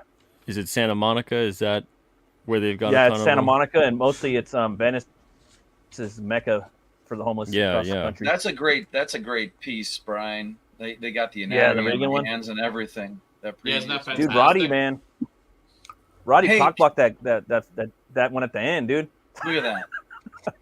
I love the anatomy of the hands there. Well, you guys are like that. The homeless guy. They look like ghouls. I did one like that as Biden for a customer, and I never took a photo of it. I just that's what I'm saying. You don't need the glasses for Biden, dude. He's already like. Yeah, I know, right? Yeah. His flesh mask is like. Well, he's got so many different masks he wears, you know. Well, now he's got that one poster that you had displayed like a way back. They had the picture of I don't know the actor's name, but I know I've seen him in other stuff. Okay, go back 3, 2 with that guy. Okay, stop. Go forward 1. No, there. Stop. Okay, all the way to the right. The guy in the tux. All the way to the right. The guy in the tux. Right. Oh yeah. George Flower. His Carpenter was his character arc so quick that he should have got whiplash? He went from homeless to millionaire. Within because he sold out. Yeah, but it's also like I would. This is the one thing I watched the movie. Like, what did that guy have He's the dude who sold them out. That's what I was thinking too. Did you get that? Yeah, yeah. He's the dude who sold them out. That's why they invaded the area. Right. Because because I was wondering. That's why there was that whole raid. He sold them out without knowing that he sold. Oh, guys! No, he sold them out while he's trying to sell them on the idea of. I did like the he snitched. That's what that character is. Snitches get dollar bill, y'all. Exactly. He said, "Sure, I'm your president." Yeah, remember that in Escape from New York? He's getting punched out. Yeah. Hail to the chief. Yeah, him and Peter Jason, they're in so many Carpenter films. Many, dude.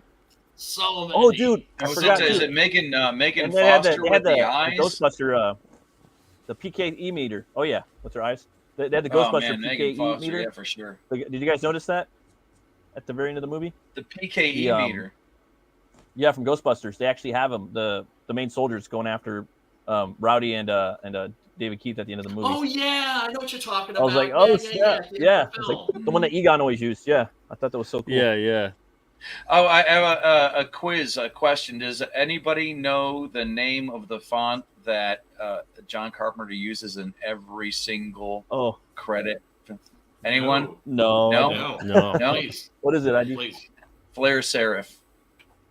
Flare serif. That's what it's called. It's just that's one of those things that stuck in my head. Like Ben Gwait, whenever you see it, flare serif. That's what it is. I looked it up just to make sure. I don't want to embarrass myself on stream.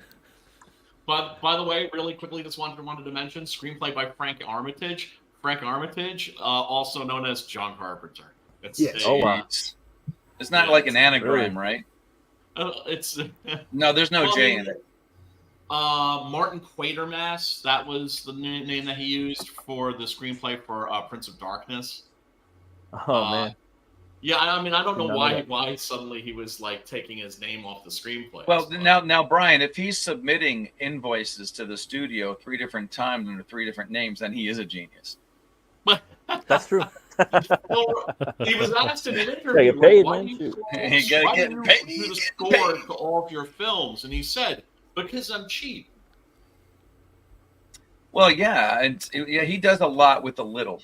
But my point previously was he does a lot with a little, but a plot like this, I think, would do better with a bigger budget. Like if you gave it to somebody who could do. You imagine whatever you think of John Cameron films or James Cameron films, what he could do with this. Yeah, I ain't gonna lie. I would love to see this character in a sequel. I love Roddy in this movie. I think it would ruin it. It would ruin it. Yeah, I don't know what else he would do because even the makeup effects are good and the you would kill a cult aspect of the movie if you went ahead and you just made it like a big budget. Yeah. It would ruin the whole I would like to thing, see a I sequel, think. Well, though. yeah, you would be that would the ruin it cult too. aspect. I don't know that the cult But- aspect of this film would remain. I always just thought like this story is a planetary thing, and it's Do you concentrated. know what in big this budget means today, though? It means CGI and crap. This Yes, was done yes. live action, and it looks legit. Dude, it's there, like, it's Yeah, on the you scene, would like, have on- to find the right. You'd have to street. find This the is right. so You'd have street, to find. you know? You would have to find a Venny. Was it? All And big you'd have budget to means find- is that somebody's going to CGI the hell out of it, and then it ain't going to be no Yeah. good. I You'd have to don't know find what a- they would have used the money for on a You'd bigger have to That's what find I'm a Denny saying. Villeneuve. You'd have to find a Denny Villeneuve, somebody who actually is a fan of the film, who is in films, who would treat it with respect, and that is rare to find. You're not good going luck to with get that. that. Yeah, I love then Roddy's that guy character, though, would man. get I hate seeing him. fired and replaced by like some other douchebag. Yeah, no, I couldn't see it. No, I mean, some movies are just made good. Roddy's you kind know? of like a Yep. stand-in for Kurt Russell in a way. He is, dude. Yeah. He is. He's got the hair and everything, right? I did. I had that Yeah. thought today when I was You at can work. totally Imagine see what Kurt Kurt Russell Russell. would have been in here. Yes. Been in this. But But Kurt like ain't the got those riot moves yet, scene. you know? We've all seen riots. We've all seen riots since this movie, and it's Yeah. not like a line of 10 cops with a smattering of people. But this also isn't a riot. This is No. an attack. That's is a cops raid coming on a in small to base. Controlled brutalize attack. these people and to fucking basically Aliens. fucking sweep them off the street like they're pieces of human garbage. This is the one part of the movie I have to say that every time I see this movie, this scene wipes the smile off my face because there's something genuinely chilling about it because this really happens. Yep. It's not like it wouldn't work as a Soylent Green scene with the No, well, and bulldozers. Soylent Green also, obviously, that's about overpopulation, so you need a much bigger cast for that. And then, of course, we have these scenes, which are great, which make Yeah. you think of like an old like Outer Limits episode. Yeah, these Yeah, are genius. Did And you guys These know are at the end of genius. the movie? I Black love and white. I wonder whose idea that was, because that's a great use. Of yeah. You know- What you know what I little really love detail though that is that people miss? you got to film differently for black and white to pop in the way it's Yes. supposed to. And then when he's in the convenience store and you see all the product, I'm like, wow, they put all that product and they did it Yeah. old school style and Yeah. created all What I those mean. labels That's Yeah. what I mean. for just a couple seconds of shots. It's great. Well, you got to figure what the magazines and the magazine rack are going to get repurposed for. Now, this shot here, Yeah. there's yeah, a lot of yeah. time and energy. Oh, yeah. Did you guys notice at the end of the movie that, like, they could see them? Stay Or they could see asleep. without their glasses? Yeah, because then the Like, they got signals to the point cut where they- off.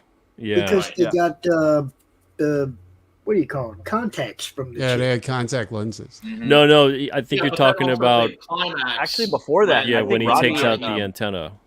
I think Well, before that, though, yeah. when they were going up the building, I think there's a couple scenes before they take out the antenna when they're Oh, shooting okay, it yeah, up, it is because of the maybe keep- contacts. That's because Yeah. of the contact lens. Yeah, that's the contact. Okay. They trade in the sunglasses, and she gives them contacts.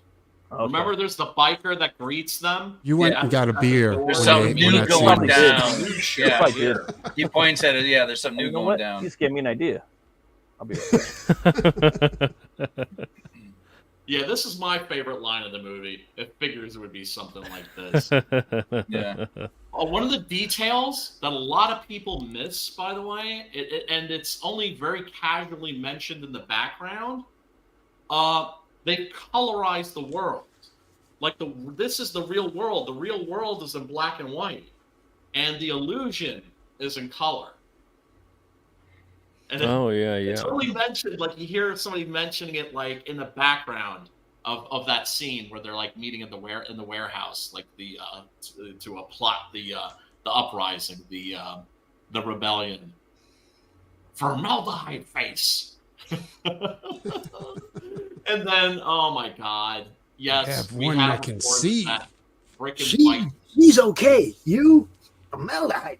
Now I will say this: in the apartment when he went with that chick back to her apartment, and she threw him through the window. Meg Foster. Honestly, thought she was a robot at that point because she obviously wasn't an alien. I was like, how the fuck did she just throw Roddy Piper out of the window? You know? Yes, know, he just got him right out of there. Yeah. A Like thin one thread. Hit pane him in the back glass. of the head of the bottle. Meg Foster, I think the first one of her earliest appearances on television That was the $6 Brazilian Million Man. jiu-jitsu.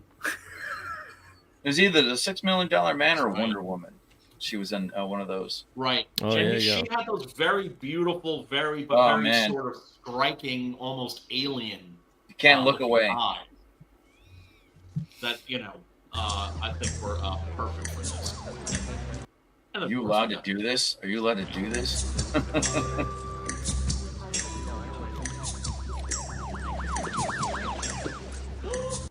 And then he mentions, like, casually that the glasses actually get you high. Yes. That, Yes. that, Looking down. so the what way that crap. he's I thought he said they behaving gave you a here, headache. It's because he's Well, like no, an that when the alternating TV consciousness. when the TV turns off and that other signal is that the hacker signal is coming through, that's when they start complaining about headaches. So this is kind of like it's like that, but it's even further. The glasses get you high, interrupting the signal gives you a headache. Yep.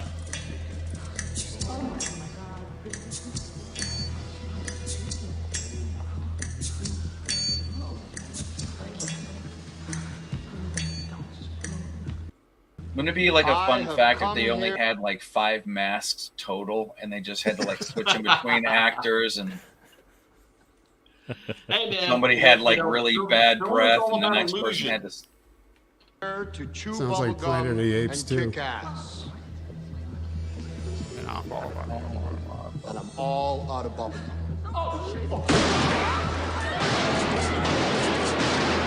This one's gnarly right here. I love this.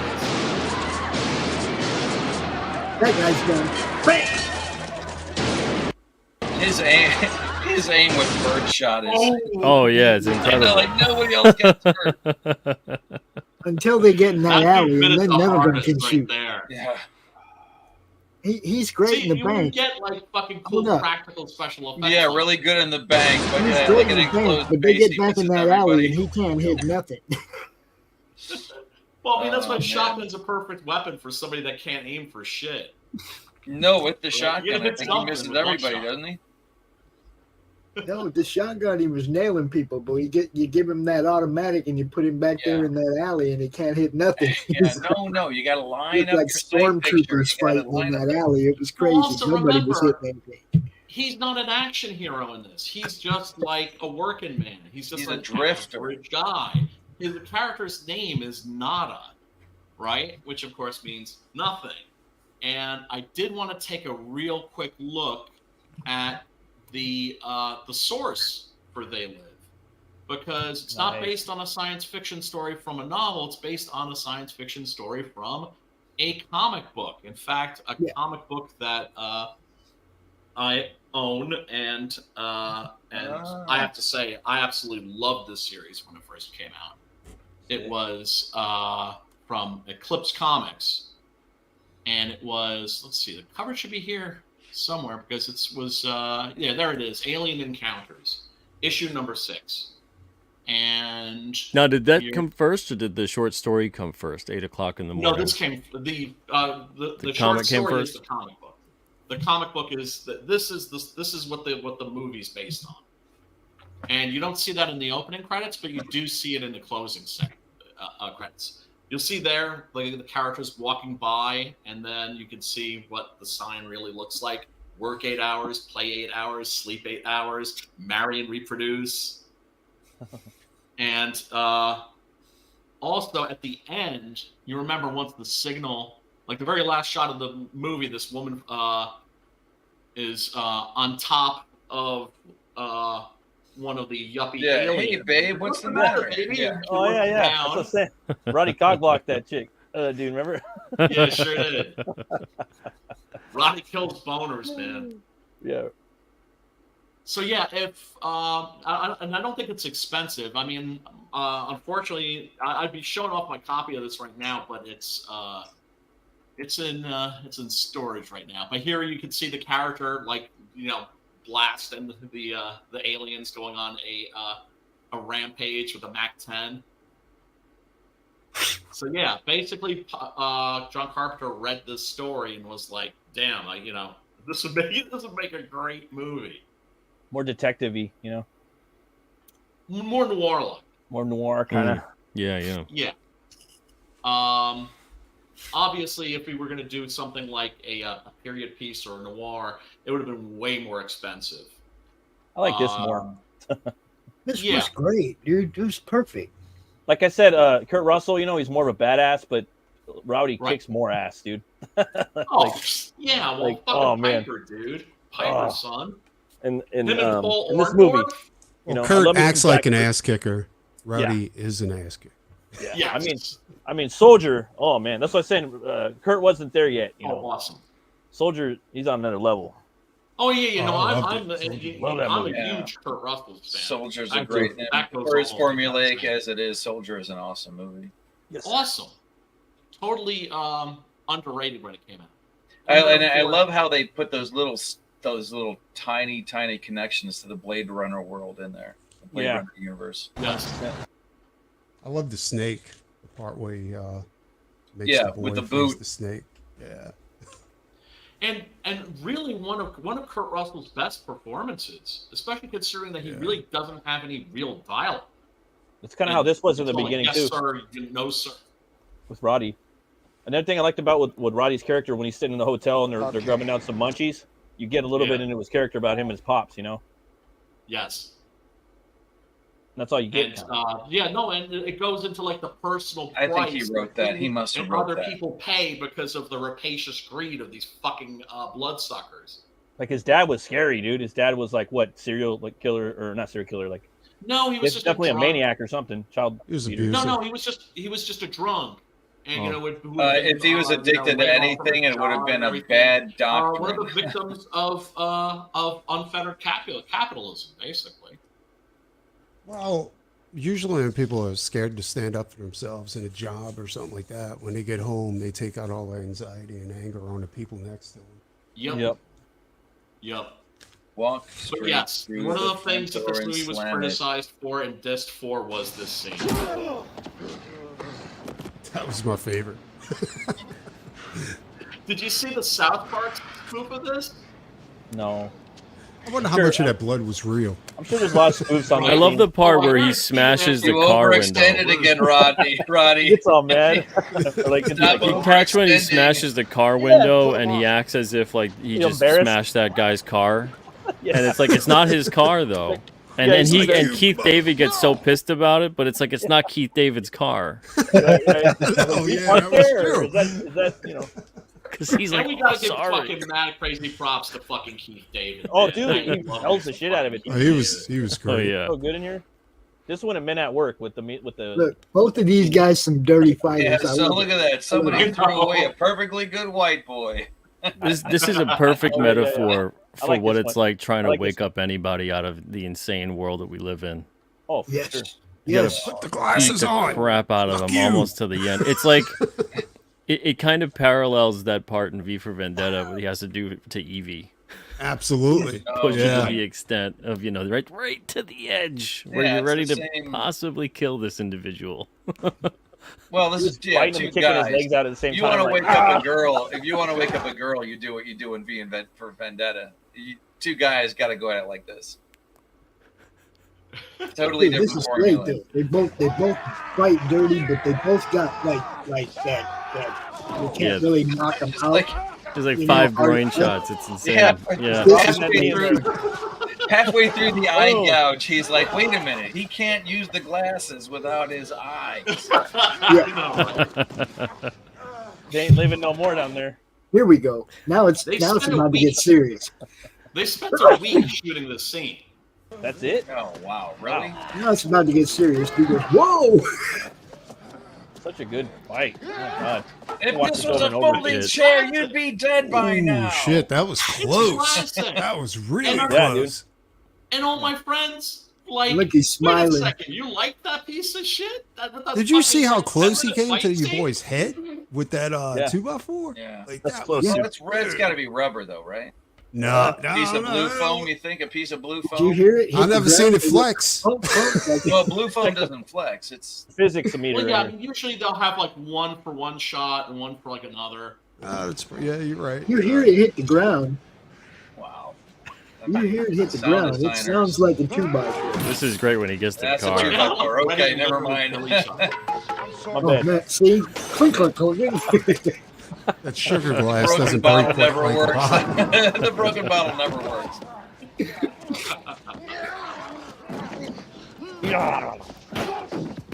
Oh, he got the bitch Smacked slap him. on him.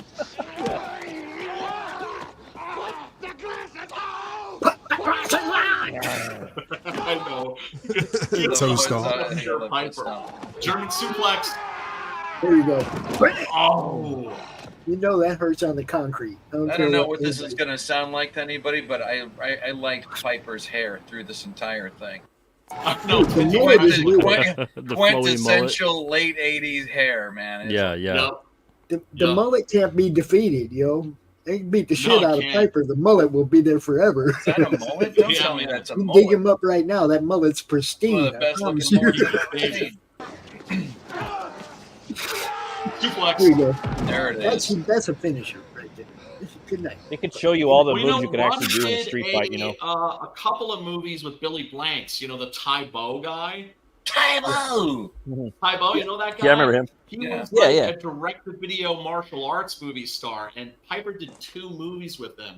And there's one of those Oh, cool. movies where they fight each other, and it's a really good scene because Piper's Nice. using like the wrestling moves, and the Billy Blanks is using like his Tai Bo or whatever it was that Tybo. he was using. But I mean, one of the reasons why you would hire professional wrestlers for movies like this is because they're They're already stuntmen. Yeah. Or like can make it look like they're beating somebody up without actually killing They know how to them. fall. Yeah. They know how to land. Right. All that shit, dude. They Right. look like superheroes. And they're not going to kill your star. Exactly.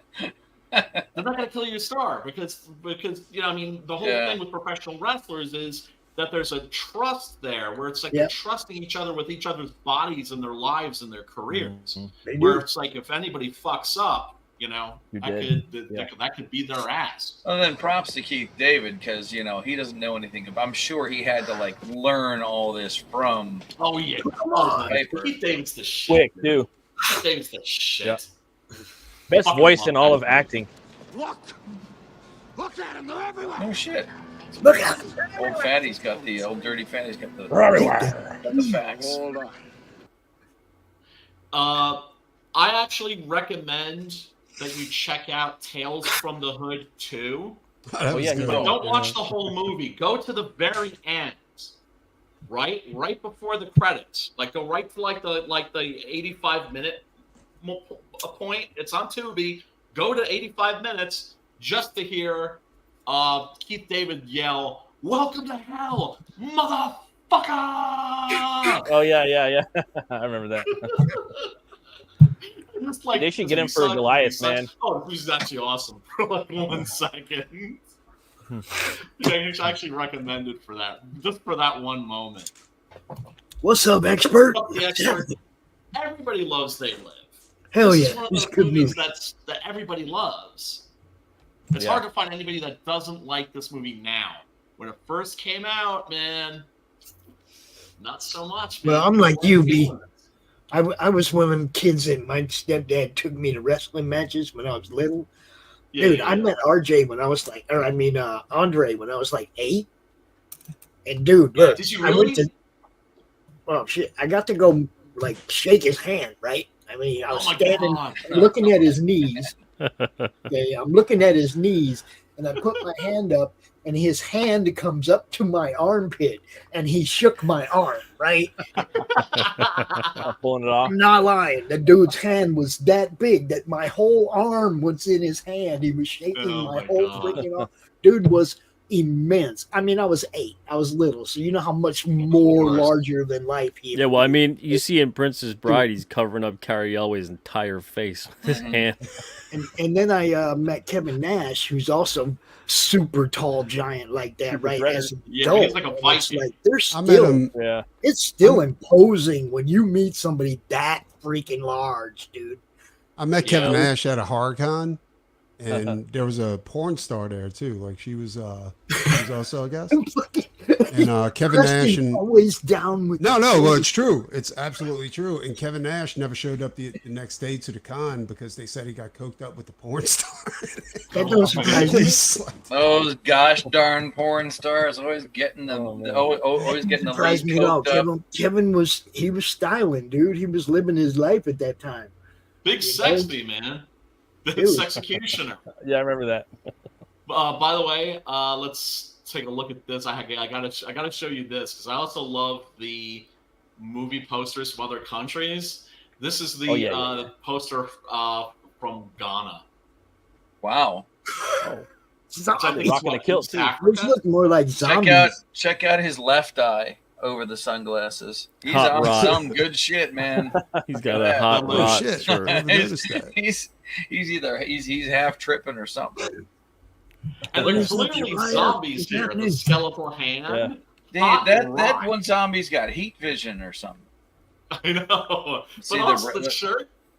It's not hot rod. It's hot rod. Hot rod, yeah. Now, Wait, what is going on at The bottom? posters Like, in what's going on at Africa the is bottom? like a Is somebody whole other bending art over? form. Who's bending over at the bottom in the bottom corner? We got the Exorcist down there. What right is down the that? stairs. Oh, I don't know. It's Keith David. That's a good question. Keith David losing the fight. Posters in Africa for movies are like AI gone wrong. What is that? what it Is looks that- like. What crack down there? Like they're that a putting in butt crack? the prompts into the African AI. I'm not going to What is speculate. it? I'm not going to speculate on that. I'm just going to let that go. Oh, it's a guy who's had his ass beaten, and he's kind of like leaning. His pants are hanging down. over a rope. His pants But I are thought he had down. his ass in the air. I thought he was just like putting his hands down and sticking his ass in the air. But That's no, exactly he's what it hanging looks over like. the rope because he's just had his ass beat. Oh, rope those is- are ring ropes. Okay. It They're still trying to looks bring the like some wrestling heavy part in there. plumber's crack. Well, that's a really action small- going on right there. What did- That's a What really did Roddy small do to guy. that dude in the ring? That's a really small guy. He's hanging over the bottom rope. I've never seen that wrestling movie. Midget. Yeah, I know. The live. Oh man. Look at that. Yeah, I mean, look, the amount. yeah, the like live. I said, the amount The of live. art. And I was expecting this too. I was thinking because you know me, I always love like finding fan art, and fan posters, and shit like that. And then of course Yeah. different DVD and Blu-ray editions. But yeah, he's got yoga pants on. Oh, This thanks, is a great expert. We movie. appreciate you, man. Everybody that's tuned in, thank you so much. We really do appreciate you. Smash that like button, smash that subscribe, ring a ding ding dong bell for notifications. Yeah, and just so people know, you might not be able to see everybody's comments. Some people are watching on a different channel. We broadcast to a lot of different places, so right now you're watching on Pete's channel, I think, or ID's channel. You're watching on Brian's channel. Those And are you're those watching are on some, Madness, and we're on Facebook and on Twitter and on Twitch. We're all over the place, so Yeah. you might not be able And to see also- everybody's comments in your chat, but we try to highlight them all because we love you guys. Yes. for sure. And those I linked this to my channel, Yeah. and so you're getting some of my buddies from the Experts channel. You want to check him out. He does a pretty decent job over there on YouTube. But that's him, the Yeah. Expert, on Twitter and YouTube. And some of my friends from over there. Thanks for showing up. I Look around appreciate and it. follow everybody, man. Follow Brian's Seriously. channel. Follow the Madness. Follow everybody. Do that. Yeah. And everybody, go check out Matt's channel. Pete's campaign for King Cryptid. King Cryptid issues. What's 5 through 9, right? Yep. Go yeah. back and watch the first hour of this. Yes. No. Yeah. We're gonna go, but we're gonna take another look at it. Yeah. Oh, all right. Before we peace out, for sure. But also, ID, you shared this. What's That's this? that's Dale Keown pencils. When I was looking for pencil work by different artists and stuff, and this is one of the ones that came up. You guys were talking about how his pencils don't need inks, and Nope. this is one of them. It's just I don't Don't know, let man. any Whatever he's on, I want some. Exactly. I mean, the amount of patience and concentration, and not That's just something not that I'm because hoping will this make a didn't all comeback. happen. What's that? I said that's one thing I'm hoping will make a comeback. Oh yeah. Because of the success of manga, is black and white comic book art. Because like I wanted to do Six Gun Gorilla originally in black and white because I'm such a black and white guy. Yeah. But at that point, this was like 10 years ago. I was like, oh well, you can't sell a black and white book, right? Nowadays, I'm not so sure that you couldn't get away with it. I think you can because seriously, It seemed to work fine for The Walking Dead. That's for sure. Yeah, I know, right? Yeah, right. But yeah, you guys were talking about that. I forgot I had this up there still. That this is one of those ones that's in the rotation. I look for pencils. There's so much character in it. I know. Fucking crazy shit. Now I have a question for everybody. You've seen this movie, okay? And it's just this. If you didn't know what the name of the movie was, you had no clue. You watched it from beginning to end. You know the plot, the story. You've seen it all. Yeah. What would you actually name the movie? Oh, that's a good question. If you didn't know that the name of the movie was They Live. Probably call it Invasion. All out of bubble gum. All out of bubble gum. Yeah. Attack of the bubble gum. Yeah. I would have called it Blind Control. Yeah, Blind Control is good. Well, you know what's interesting also about They Live is that it's not about an alien invasion. The alien invasion. Yeah, they're here. They're running the thing. They're running the show. Blind Control. That's what I'd have called it. Right. Yeah. It's like the fight's over. The fight's been over. And it's not an invasion, it's a subversion. Yeah. Yeah, I mean, I think that's also one of the things that people really connect with, right? It's just like the war with the ruling class. It's just like the class war. That's been over for a long time, too. Guess what? We lost. I'm still fighting. Won. I'm still fighting to be on the winning side. Well, the you are on fight the winning never side. ends. You got to you got to go out like Roddy. You got to go out like Keith David. You got to go out with your guns blasted. Well, dude, I was thinking about Carpenter too. Possibly very literally. These movies, Matt, most of these movies are horror movies, man. I'll say about like Carpenter, all of his movies end like a Lovecraft novel. You know, they're all filled with dread and like even if the main character wins, yeah, he still doesn't win 100%. He doesn't sail, he doesn't ride off into the sunset with the princess in a beautiful castle. Like In the Mouth of Madness, man. You ever see that? Yeah, or The Thing. Oh yeah. Or Escape from New York, Escape from LA. Big Trouble in Little China. You got that monster on the back of the. Every single freaking movie. There's always some form of dread. They're all Escape from New York are horror movies. Escape from New York and Escape from LA are descriptive of what's happening. Even The Thing, knowing that it's a remake, you kind of know that it's like the Thing. But like the original story was called 8 o'clock in the morning. That's not going to sell. You can't call it that and expect people to understand what it is. I think Big Trouble in Little China. He was leaving it open for a sequel. The Thing was Who Goes You think There? So? Oh yeah. Joseph John W. Campbell. Yeah. Which I recommend, by the way, is actually worth checking out. They made a couple and that's sequels to what was that. so cool about that remake of The Thing was that it wasn't so much a remake of the Howard Hawks movie. It was a new adaptation of the short story that inspired the Howard Hawks movie. So you can't even really call it a reboot. No, not really. You'd call it like a new adaptation. Well, a reboot would assume that there's going to be something after it, too. Right. Yeah. And to me, it's just like if it's already based on like a novel or a play or something like that, then it's just a new adaptation. Yeah. Right? As opposed to just like remaking movies, or in some cases, remaking movies like just to have them in English, right? Which is like a thing you don't see that as much these days anymore. But there's a remake, actually, an American remake of The Ring. There's 2 remakes of The Grudge. Yeah, a lot of the Japanese horror. Mm-hmm. Yeah. Yeah. I'd rather have and it then dubbed. also like worst of all, Let the Right One Be Right. Yeah. Like a masterpiece. It's just like, oh well, we're just gonna remake it just to have it in English. Or and I still that as Quarantine. It's just like that's but there's no reinterpretation or anything like that. There's no I didn't feel like there was much of a unique spin to either one of those. Let the Right One in. They're just like it's the English version, and Wreck Is the English Quarantine's the English version of Wreck? But it's still like They Live makes it sound like a horror movie when it's a science fiction It's a good name. satire. It's a good name science too. fiction It's real satire. catchy. Well, it's a good name to if I want to buy tickets to a horror movie, and I see the name of the movie is They Live, I'm going to buy tickets to it. But when I'm done watching that movie, I don't feel like I came away watching a horror movie. Right. That's all I'm saying. And that's not. It's not a dig. I feel like I'm not really digging at. Do you have a title for it? Did you think of one? Oh no, I'm still trying to think. Yeah, It's tough. I'd be there all day.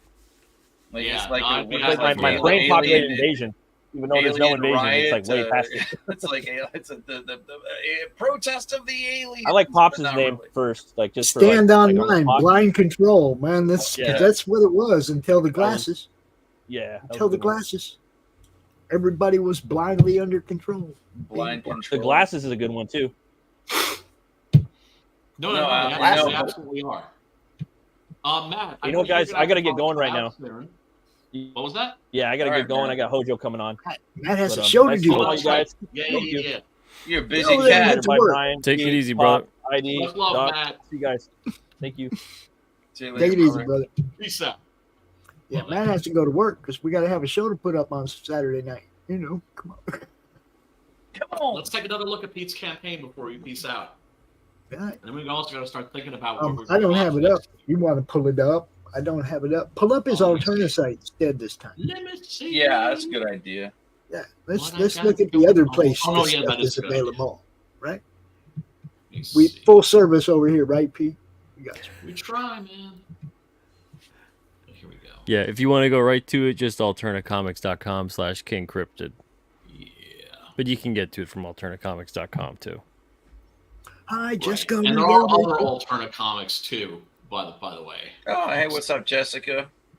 Thanks for hanging out. Thanks for coming on. Let me see. There we go. All right, hold on. Am I boomering this? Yes, I am slightly boomering. There Is we it go. cooperating? There it is. Yeah. Nice looking site, by the way. Thank you. It is fairly smooth, straightforward. Yeah. Pete's not a novice at this. He's a 12-year pro. No, I've noticed that. I'm curious, though. I mean, as far as the site goes, you didn't put that together yourself, did you? Because if you Oh, did, yeah, you're I run this. Superman. Yeah, I run the site. No, I know you run the site. Did you build it? Yeah. Jeez. Yeah, Well, for some reason that doesn't surprise me. It's Dude, on I'm just Wix saying. though, so it's not like it's pretty easy with the site builder on there. No, okay, all right. But yeah. Drag I and keep drop going- and I keep meaning to But yeah, you create a still site. gotta It's so great to have one where people put just everything go there. there and get your shit. yeah. You Well, I still mean, have to maintain it, huh, Pete? I Still have. Oh, have to yeah. Well, maintain that it. in something this vast, that's got to be a. What's up, Hex? How many hours a day? Love Hex. What's up, Hex? Love Hex. Like, I mean, like when I had done mine over again and over again, and every time I went to redo it, I felt like I was knocking the rust off and had to relearn everything that I knew. And finally, I was just like, somebody else, you know. That's what I'm going to do. Somebody that I That's what I'm knew. gonna do. I'm gonna Yeah. It does find- take a either while. pay somebody or beg somebody. Yeah, no, A right. barter, man, work and trade. I restored a There you go. Yamaha. I restored a Yamaha guitar, and he did my site. And it was just like put something together that I can, where it's like an easy WordPress site. Oh, You and know, then of it's just course, it's a WordPress. It's WordPress. There's a template, and I can. It's easy for me to upload images and change things around.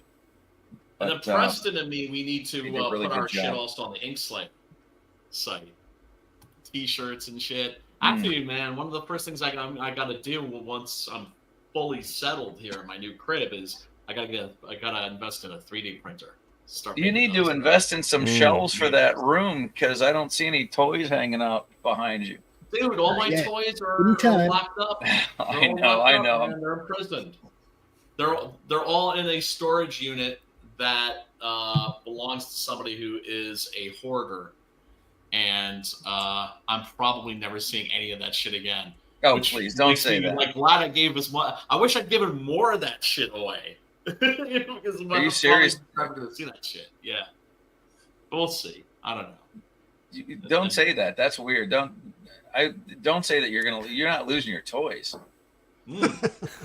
Very likely. Yep. Are you serious? My swords too. No wait, my swords are in another friend's. I can't. Storage unit. Those Stop talking. For sure. Yeah. Stop talking, man. That's too much work and investment. What are you talking about? Causing deep psychological trauma here. Yeah, seriously. Like you're losing. Now you don't have your swords, which means you definitely have no way to get your toys back. Swords is what's going to get your toys back. I'm looking for some fucking pity here. I'm looking for some fucking sympathy. I got some pity for you. I'll come help you. I'll come help you go over there and unload that storage right back up over and take it right over to your new apartment. Man, we got crowbars. We got bolt cutters. I have a friend that might be able to help me finesse the whole thing.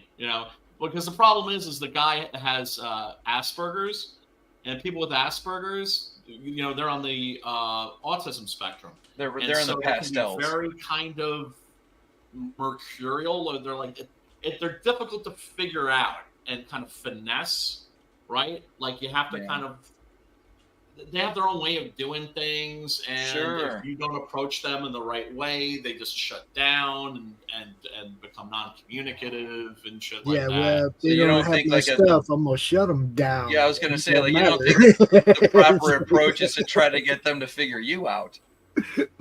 I know. No, that's. That you got to use some of that Asperger's jujitsu. Yeah, I just turned that right on around. Y'all don't want to know what happens when my Asperger's kicks in. Where's my stuff?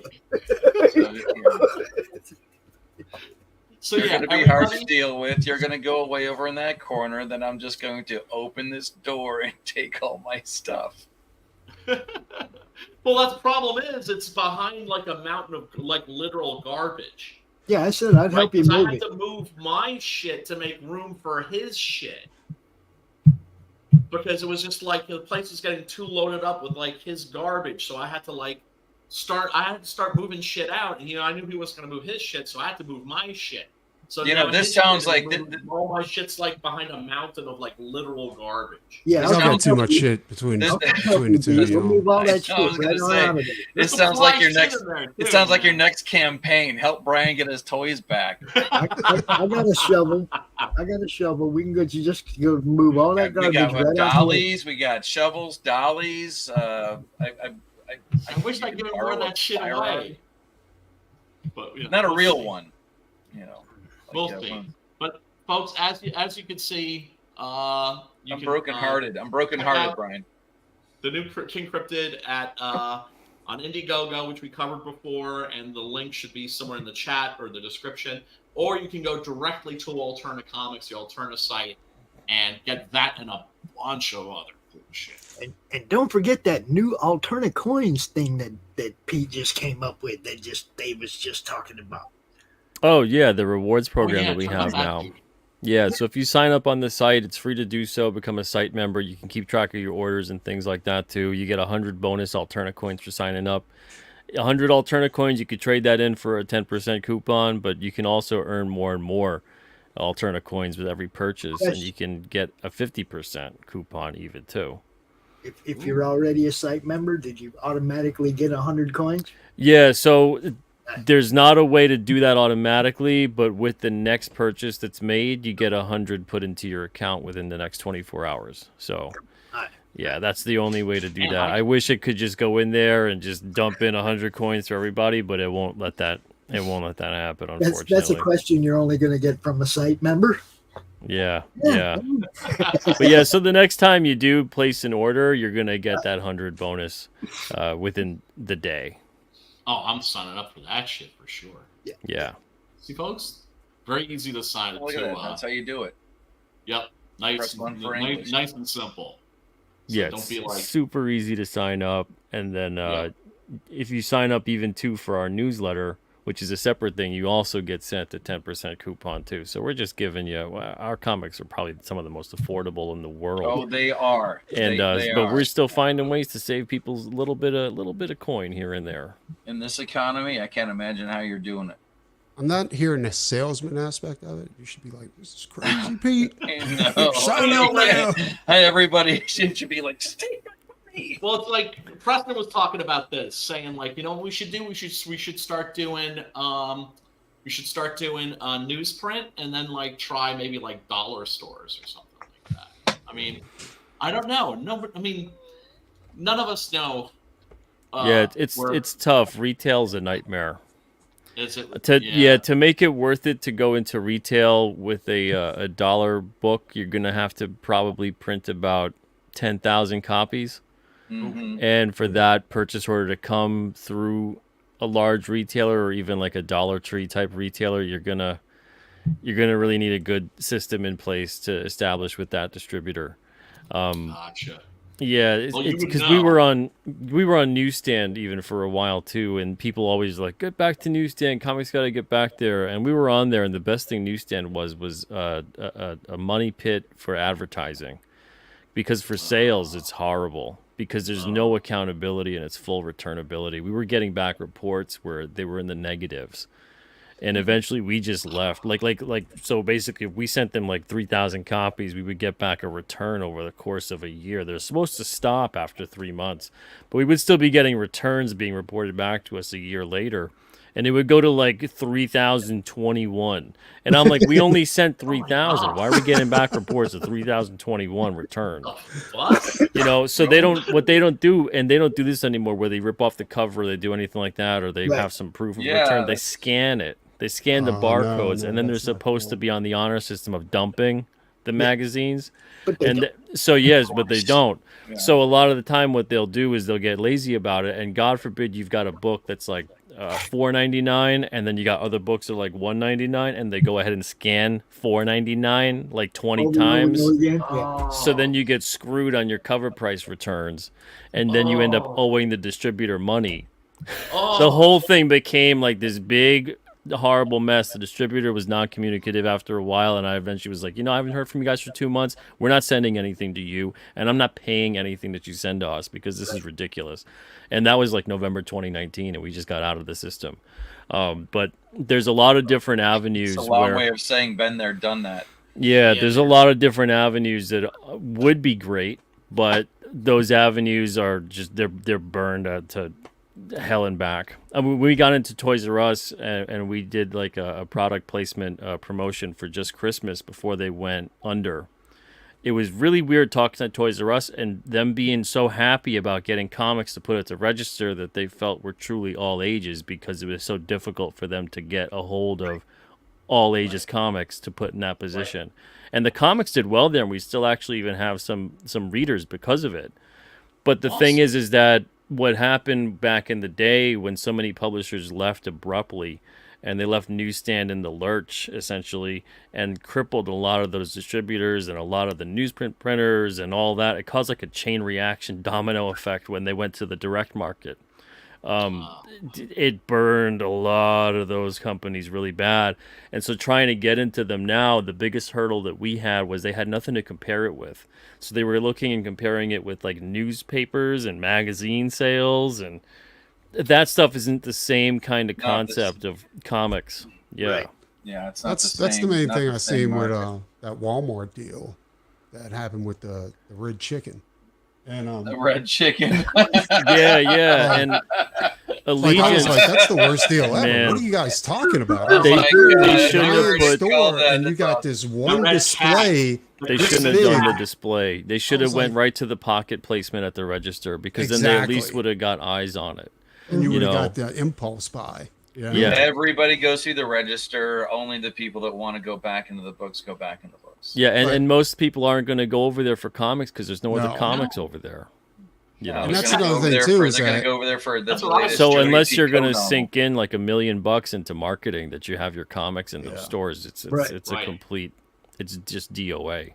Plus, Marvel and DC already had those register spots like taken. You know, there was no. Well, even Marvel, even DC was stupid with putting those into Walmart and not putting them at the register. They should have put those at the register too instead of the specialty item area, because a lot of people didn't know where to find. You're right. Absolutely. Yeah, you're over there where the Pokemon cards and shit are. Yeah, they should have purchased a pocket placement. If Marvel had put cheap reprints of their old comics, them 25-cent books, right at the supermarket checkout, when the Marvel movies came out. Yeah, this would the be- True Believers line, Really all of those, good. totally. Yeah. Because now you're Get them into think of Five all- Below, get them into Dollar Tree. They think could of all have the new would have been a readers different that you're ball game. gaining. Yep. Those new readers, you're going to gain all those new readers that you didn't know you had before because Billy was whining about wanting something from Walmart. Dude, them And Mom 25 gave up books at the register. Steal. They were a steal. They were great to get kids into comics. 25. Well, that was my point about the dollar Go in store there and too. come Is out with that $5 worth of books. That's a lot of. That's Yeah, a stack of books. In theory, it's great. It's a great idea. It's just in execution to do it, you've really got to be in a position where you can just kiss 50 grand goodbye. Well, you're talking Exactly. about You know. Marvel. Preston, I mean, We're And talking that's about nothing for like those big companies to We're do. talking And about Marvel. And those but yeah, 25 but on the books. indie level, that could just completely You to, guys crush to were it. in- Preston's point, the dollar store is a great idea, but you still have to put it in that same location that you would in a Walmart up by the register where it'd be everybody's way gonna see cheaper it. at the dollar store than it would over at Walmart. Right. You still Or have because to come up you with know that there's price you point. know there's gonna be Marvel stuff in the You still stickers have and to all the come up other with the crap. price Yeah. point that the dollar store Well- can deal with, because the dollar store is expecting to be able to sell them really cheap. So you got to be able to give them to them really Yeah. cheap. which Well, means, that's the pizza part is that Yeah. sucks 25 about cents the cheaper. distributors is because you'd have to broker that deal on your own, so you'd have to facilitate all the different things involved. But that's what sucks about comic distribution is that the footprint keeps shrinking and shrinking and shrinking because they want like a Dollar Tree, let's say, to bend to the will of looking at the previews catalog, which is like, are you serious? Get the hell out of here. No retailer is going to do that. So you got to present them with the product and make it that this is the product we're soliciting and we're selling to you guys, and that's it. You know, but they don't want to do that. I even talked to Geppy one time when he was on Billy Tucci's show, and he has no idea even that there were books that were $1. He's like, I don't think they could make comics for that. And I'm like, there's a True They're Believers already line, made, there was the that's the DC point. Essentials line, there were Image First, there was Alterna Comics. It's like there's all these books that had all these publishers that had dollar books that could have been expanded into different avenues of Dollar Tree, Five Below, Dollar General, Family Dollar, et cetera, et cetera. So, but it's just they don't want to do those deals. And lo and behold, why is the industry suffering? It's because it's all pinpointed right to the distributor. And then you get the retailers that are set up the way that they're set up. And most of them, unfortunately, are not set up in a way that makes it great to just go in there and shop for stuff. You have to know what you're looking for specifically. And then that's it. You're not really going to have an easy time discovering something new because they're not putting their stores so you can go to a genre or anything like that and find something new. You have to know what you're looking for already. And if Yeah, I've that's the always case, said- might as well order online direct. I've So always that's what I said always Pete, sucked about Pete the whole knew cola like thing. is a genius was when like, it comes no, you want to go to the comic book store and pick up the stuff you're expecting to pick up, like, oh, the new Daredevil or whatever is out, right?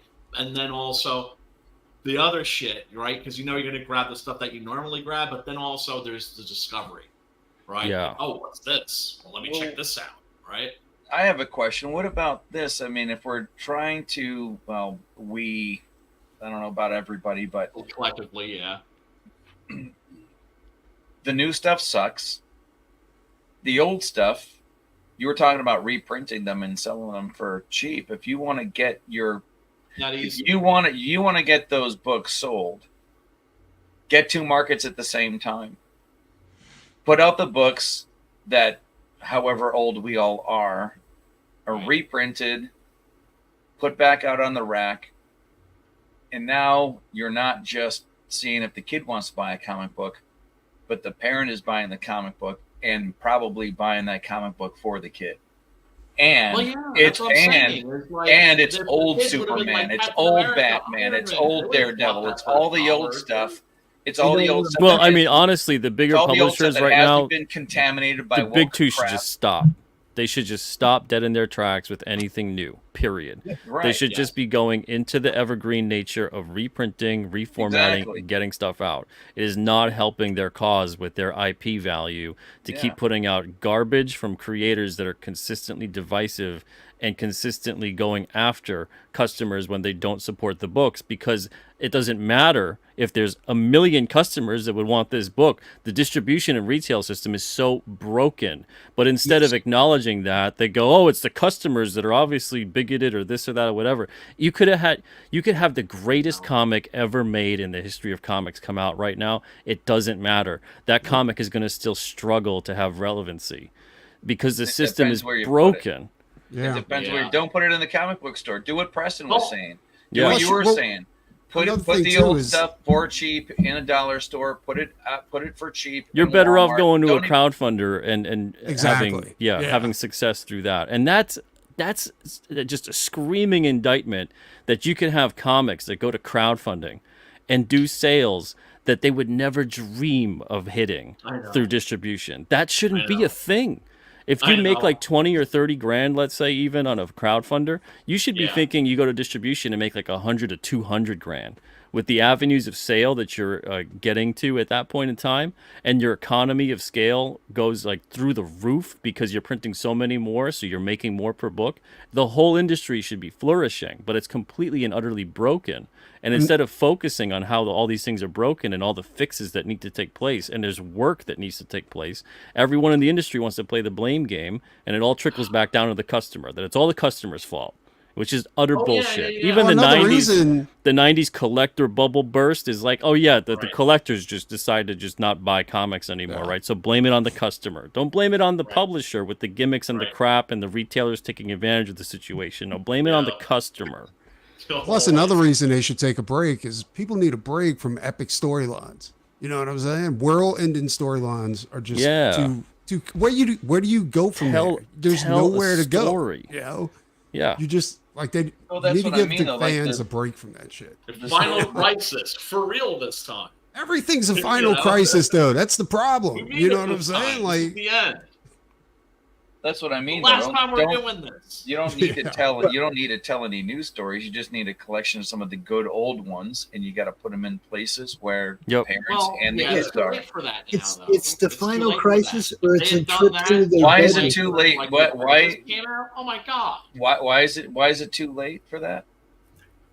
Everything is a final crisis, or it's a trip through somebody's bedroom or their love interest or whatever. If those publishers wanted to do that, they would have done it already, because it's the obvious move, and they don't want to do it. You know what I mean? So, I mean, you talk about like, Do you think they're going to piss off somebody that they haven't pissed off already? Not that. Us, they're not trying to cater to us. Whoever's in charge of getting that stuff out there doesn't care to exploit the comic side of the business. And even if they did, you look at the way the merchandising is set up. Merchandising revolves around the classic iconic interpretations largely of those characters. But then the books aren't set up that way. The books they barely resemble the iconic nature of the characters. So you can't even have the merchandising department go in there and say, let's put the comics with the merch, because it doesn't, one hand's not washing the other. So whoever is in charge of the comics division or overseeing how that's going, obviously it's being set up that this is just to stir the pot, and they view it as the negative attention, whatever it is that they're getting, or they can pander to people with it and place it under the guise of, oh yeah, we care about social issues and people and this and that. They don't care about crap. They care about money, and they care about painting a picture of certain I don't things. even think they care about money. Otherwise, they'd be making it. Well, they care about money because they care about the ESG score that they need. Oh, that's right. Which gets them the money. That's why they have to have all the political shit. This is why that made me. That actually made me come switch my in bank. and actually run the fucking store. Look, the comics in the beginning sold the movies, right? And then they tried to like use the movies to sell comics to a new Well, you notice the movies that were successful were based on old stories that The were reason done. that doesn't work though is because the comic they're trying to sell doesn't resemble the movie. Well, the I don't movies, know. the successful movies are based on a cosmic That cube. was the other big thing. They lost the old fans that would have come back, right? The old fans are like, you know what? I haven't read a comic in like 20 years, but damn, that Iron Man movie was dope. Let me go to that's right. There's that comic book store I pass every now and then. Let me go in there. I'm like, what? Like Iron Man's a 15-year-old black girl? Oh, fuck that. Yeah, What about Thor? I love me some Thor. Let's see what Thor is up to. Thor is shit. Okay, fuck Thor. The Hulk. Oh, let's see what Dr. Bruce Banner built it. Like, who the fuck is Amadeus Cho? That, so that was the other audience, because you weren't going to get fans of doesn't the movies exist. to go and buy the comic books, but you were going to get some of the old fans to come back. And they blew that too. They blew that. Am I the only They blew one that here? Am I the only one on the panel besides Pops? You have kids. I have a kid and grandkids. You have a kid and grandkids. I've got kids. That's Anybody fine. else? Anybody else got kids? Okay, you I got got kids. How often does your wife, significant other, whatever, go to the dollar store for Oh, we're decorations? divorced. Is that still a thing? Or You understand how women shop. You know they go to the dollar store for like decorative paper plates for birthday parties and shit like that. And there's always going to be a Spider-Man themed. I get Whatever. that.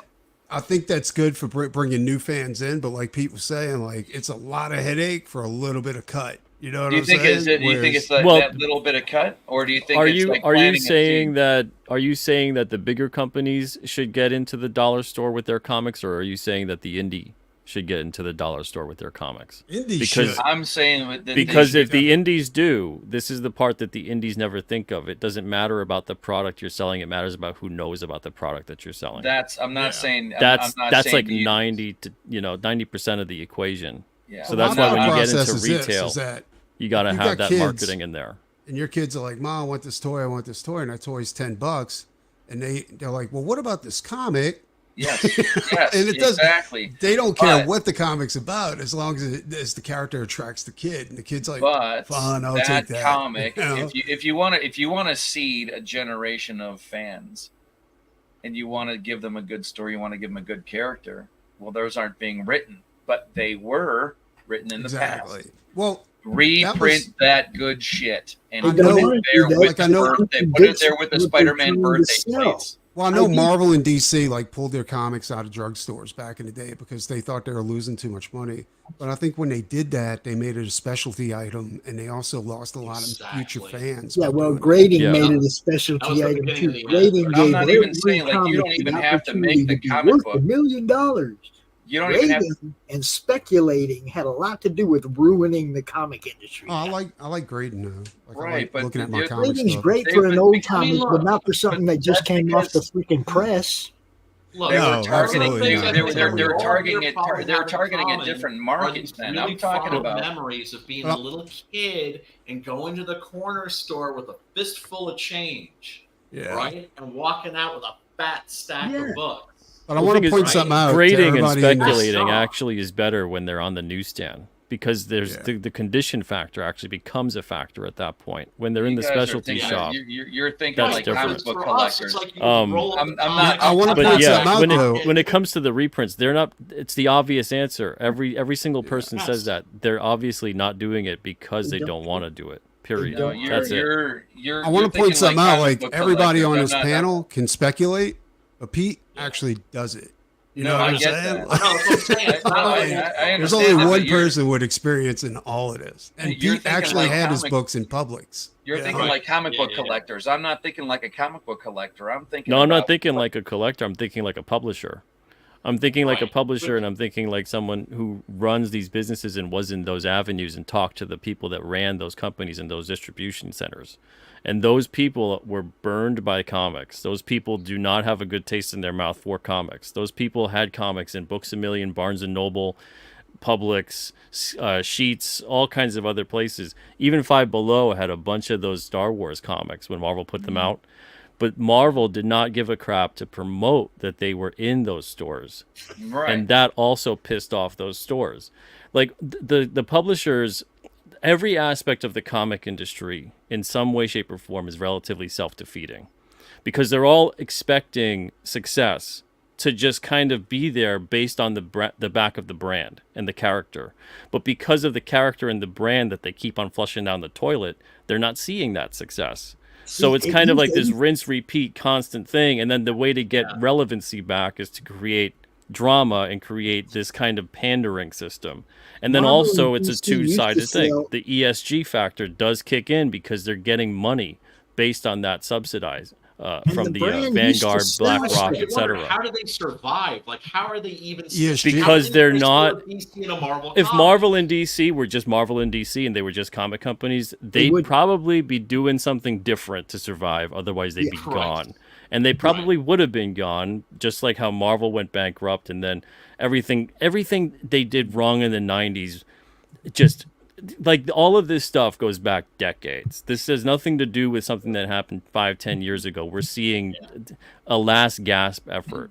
People go, oh, well, you get woke, go broke. No, you went broke, and that's now why you're going woke, because you're trying to get a new audience because you spurned your old audience so badly because you screwed up.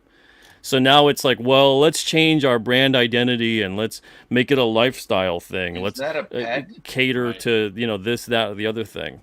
So the reason they don't want to go into certain stores and they don't want to do certain avenues of sale is because they're not actually legitimately trying to grow that brand. It's not about that. Can I say one thing, guys? When the DC brand can't sell a book, it's crap. When the Marvel brand can't sell a book, it's crap. If it was any good, none of this would be a topic of discussion. Yeah, well, and then you throw in various copywriting issues, various trademarking things occurring with different estates and things like that are occurring where they have to constantly now create a new character based on the derivative of the original to keep everything current and new. You get these things occurring where it's like, okay, we'll take Superman and make him gay, make him this, make him that. Every single thing is treated like the superficial quality of a costume is also the skin color, the sexuality, the gender. And the brand isn't selling the book anymore. And it's it's horrible surface level crap.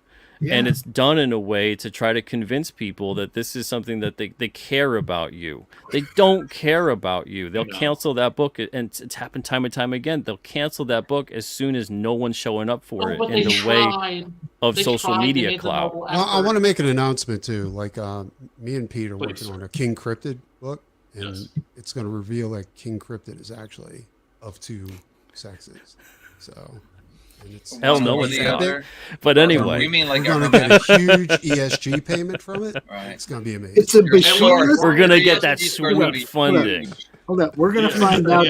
We're going to find out it's a behemoth. He's of two spirits. Let's put it that way. Brian, do you have a pet grasshopper or a pet snake bug? No, there's a fly though that's fucking around. Okay. It's Okay, like a so ghost. the concept was, if you guys go to the private chat, you can see there's a link to like a Party City, right? Right. If Marvel actually wanted to plant the seed for like new readers, they would be reprinting books. They don't even have to be big. They could be, just listen for a second, they could be half size. You could a random set of issues and throw them in to any one of these things where you see there's plates, there's cups. Spider-Man themed party, but they're trying to kill the past. Do you get that yet? Yeah, no, then they don't like They're not money. catering to our age people. ID. They don't. That's not how they get their money. That's the thing. They're owned by a large mega conglomerate. People our age. Yeah, but they don't care about people like our age. we're thinking about it in the terms of what you would do if you ran your own company. And you're thinking about your company, and you make comics, you make merch that is ancillary to that. You're saying I'm trying to make sense, and that just doesn't exist out there. Exactly. Well, especially not in this instance, because this is a company where they're like a tiny little speck in the portfolio of a mega conglomerate that globally has obligations, and that they need conglomerate doesn't they need care to if the push. tiny little speck makes any money. They don't. They don't. They need to push a narrative and let it be that. Because if they go back and they say the stuff that's going to sell is reprinting the past that we just shit all over, and we shit all over everyone else who loves that past, and now we want to push it everywhere so that it sells, and it's self-defeating at that point. Well, I wouldn't even say because they're pushing a specific narrative. I wouldn't even say necessarily that you're pushing it. You're just sneaking it in because they know the current stuff they're making doesn't sell, so they're not going to get that everywhere. I'm not and saying then I'm the not system saying push involved the is past. broken. I'm saying sneak it in so that you can actually. I got a better idea. But they don't really care about that. New How about we not try to help figure out how to fix them?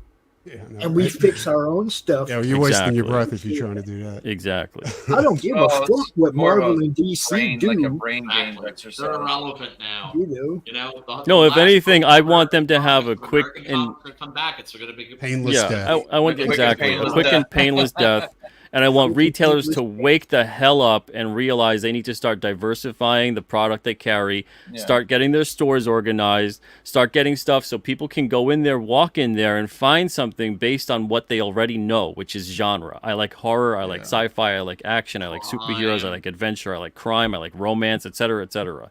Literally take a lesson from what's going on the with manga. library. What Just the like the library library. does. Exactly. The Yep. big bookstores, the grocery store. Imagine you go to a grocery store that was set up and run the same way your comic shop is run. Holy shit.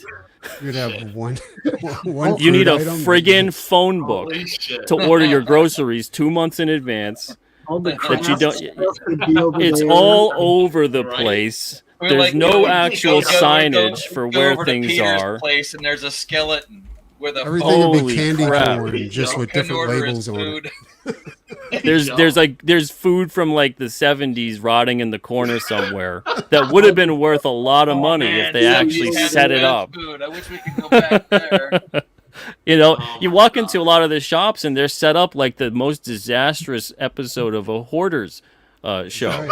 Yeah, You know, it's like they're like weird Yeah. museums. It's like, do you actually want to sell the stuff that's in Those here? are the old Ideally, you comic should want to stores. sell I everything love in my the local store. comic book shop, but The they do. current They've comic got book all the stores around me boxes don't on even sell one comics side. anymore. Yeah, and I it got doesn't 5 need comic book to stores be in my, that in my, way. In my area, one of them sells American comics, but it's a little dirty corner all the way like the back Yeah, of the and then if store. you're making new comics, your whole my life being sucked into 12 years of going into distribution, being dependent upon comic shop retailers to know how to you can't sell do that. comics, that was insane.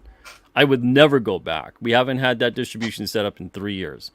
The way things are right now, where you can go and sell comics direct, you could set up a website, you could go to crowdfunding, you could promote. There's so many avenues of promotion. Every retailer should have YouTube channels. Every retailer should be taking photos of all of their crap every damn day, posting it on social media, and talking about their store, talking about the books they have.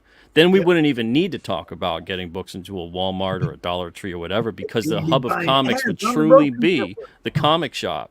But instead, there's so many of them. I interacted with a customer today who's going to buy direct from us because he tried to buy from his local shop, and his local shop says it's too difficult to get Alterna now because we're not in Diamond. You know, And they they told said, me but that I'm too. going to go, yeah. And they said, I'm going to go right to their website, though, and just easily pick out stuff. And you could, he was trying to sell them on the idea that we give a bigger discount direct than they would have got through Diamond, and that you can actually order whenever you want, no minimums, straight from our store and get stuff. And instead, time and time again, the retailers don't want to do that. So it's just one of those things. I'm like, you just know what? wanna I'm order not for going to have to one care thing. about that. I got to care about the customer. I got to care about the reader. And if everyone's got to care about that avenue, because if the retailer wants to meet you halfway, great. But if the retailer wants you to beg and be like Oliver Twist and being like, please, sir, take my product for 62% off cover, screw that. You're doing 3 times the work to make 1/3 of the money. Every single distributor out there is not necessary at this point, because you have comic shops that say they're not coming in, they're not getting what we are selling, so we're not going to stock the book. And then I go, well, the thing with that is that you don't stock the book, so that's why the book's not selling in your store. I can't tell you how many comic shop Sell conversations backwards. I've had, where they're like, well, no one's coming in here to buy it. And I'm like, well, what do you have? We don't stock the book. I'm like, how are they supposed to come in and get the fucking book when you don't have the book? Pete just said the F word. Oh my God. No, I said he's fucking. absolutely right. I said fucking. But still, it is warranted. Anyway, so the whole thing with that A is friend of mine that ran a comic shop. Father Guido the Sarducci swore. the system's got its head up its you know what. And it's top to bottom. The publisher has to change its mindset. The retailer has to change its mindset. The distributor has to change its mindset. We have a lot of work to do in the comic industry, but no one wants to do any of that. So therefore, as an independent, if you're outside of that system, thank God you are, because that system is horrible. Horrible. You got to stay outside of it and build something else, and then it'll attract people to it, and then that's the way forward. Because within the system, there's nothing but awful crap. I can tell you like this. Johnny Reed, he plays in our D&D game tomorrow morning on Friday mornings. He owns a comic store, okay? And I asked him point blank. I was like, Johnny, do you look at the whole Diamond book? He said, hell no. Yeah, if it's they impossible. don't know that your book's in there, if they don't know what page it's on, they're never going to find it. And that part of it is not the retailer's fault. It's the distributor's fault because they need to expand their footprint into selling to different places so that therefore you can have that spillover where where like, let's say Diamond took their top 10 sellers and it was just Marvel and DC. Who gives a crap? They go right to the big box retailers and they deal with like 5 of them. Let's say they deal with Target, Walmart, whatever. And then they get those there every month. You're going to have that spillover of people finding these comics and then wanting to go to their local comic shops and seek them out to see what else they have, which is exactly what most of us did for the longest time. But Diamond doesn't want to play that game. They don't want to expand into that avenue, and no other distributor wants to do that either. So you're never going to have that system play out unless you do it yourself, and for you to do that, you have to be very, very wealthy.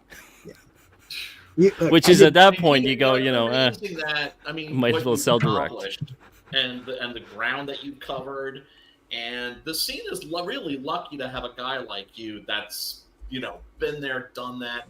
Because like I was saying before, like artists and writers, we're not good business people for the most part. Well, you have to be. You don't know jack shit. I realized how ineffective Diamond was in the direct market when in 2012 we had a New York Times bestseller. It didn't do crap on the direct market. Then in 2016 we came out with the film. Roddy Piper was in it. The Chair, based on my own graphic novel. I was just watching that yesterday, yeah. That didn't do crap for comic sales in the direct market. They could care less. Then we had a nationally covered comic graphic novel called Metaphase. The dude was on NBC Nightly News. It was being covered on ABC, CBS, all over the place because it was about his son who has Down syndrome. And the whole comic was basically about this kid who has Down syndrome and his dad's a superhero and the kid wants to be like his dad. So he goes and gets this genetic treatment that alters his DNA and unlocks these insane superpowers. So that made national coverage. It didn't do shit at Diamond. It didn't matter at the comic shop. So you're talking about a New York Times bestseller, a comic based on a film based on a comic, and then a national press coverage for a diverse comic book, and it didn't matter one lick of sales through the comic shops. Plus, we had 3 books at Free Comic Book Days that sold 40 to 80,000 in quantity, didn't do shit for sales either. There's companies every year that go under from Free Comic Book Day because of the fact that the whole thing is basically it's a clandestine meeting. No one knows who's in the FCBD committee. Right. Are you talking about a market that's just aging out?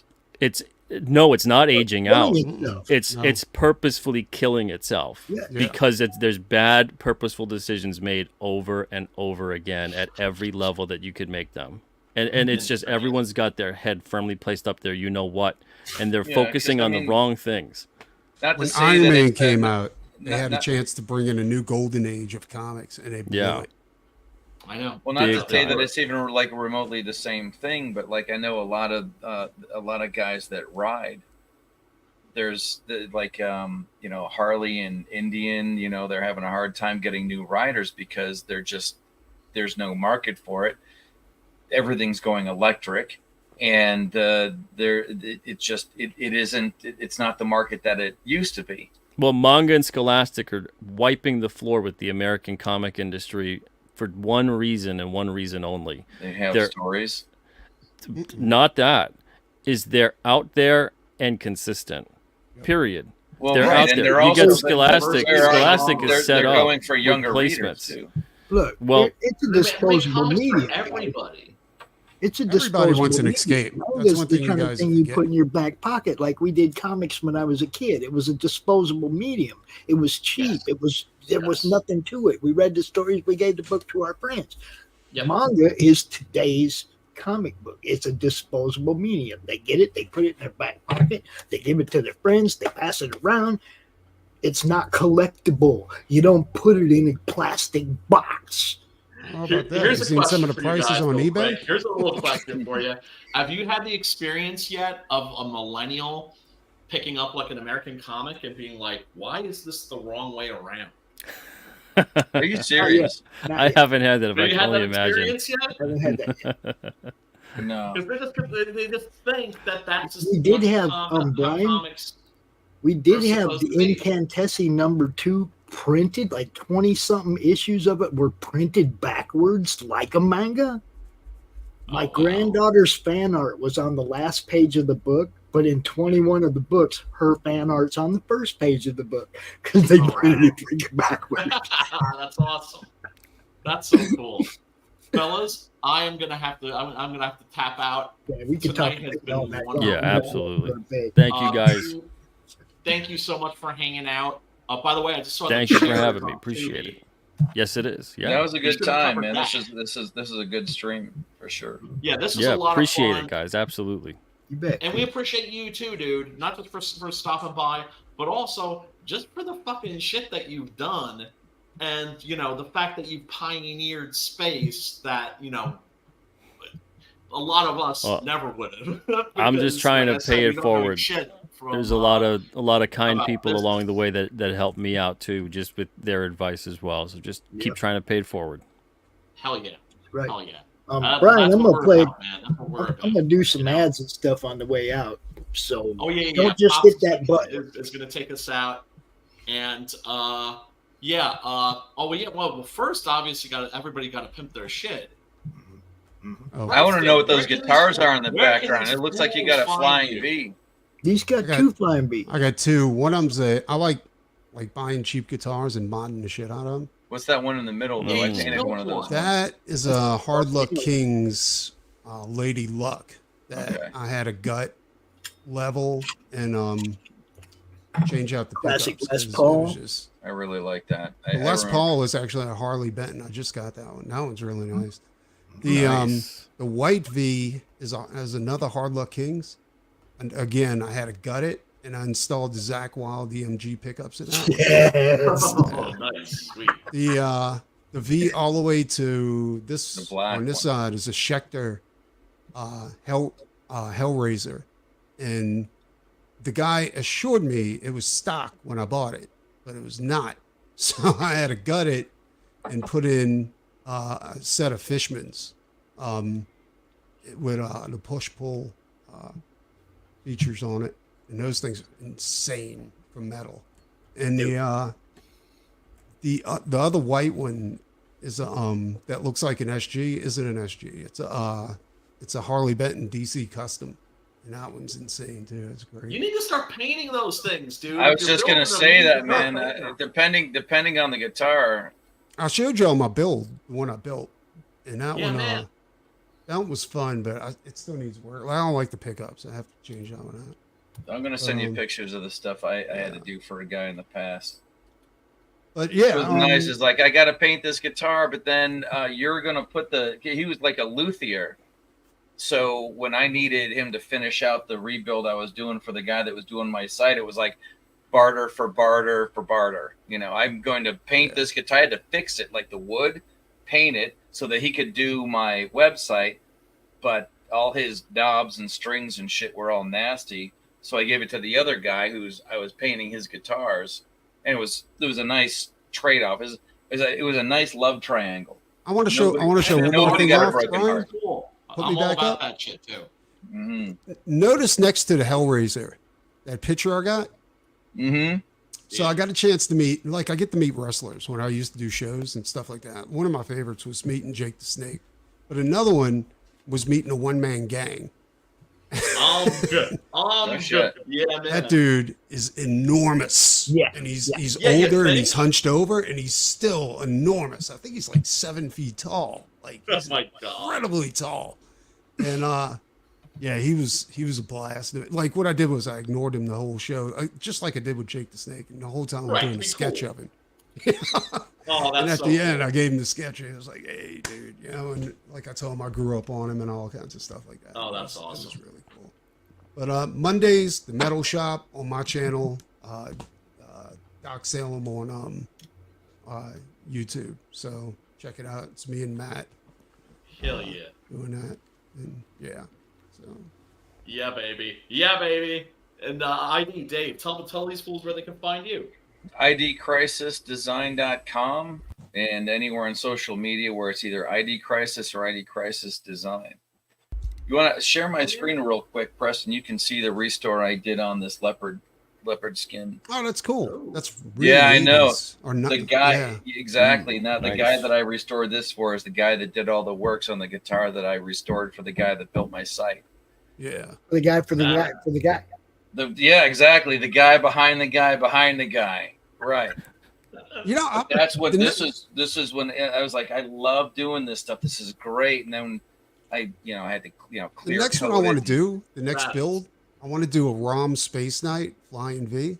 You know what I'm saying? Oh, shit. shit. Where it's Yeah. got the Dude. vents at the bottom of the V, and in between the pickups, it's got the red light like ROM's eyes. Oh, you know what man. I'm saying? I think Oh, Oh, man. dude, I had I have it Mom's painted face. all in silver. Dude, you want to do something absolutely sick, and I don't know if you want to get into this as like a little bit like next level. Look up Lumilor, Lumilor.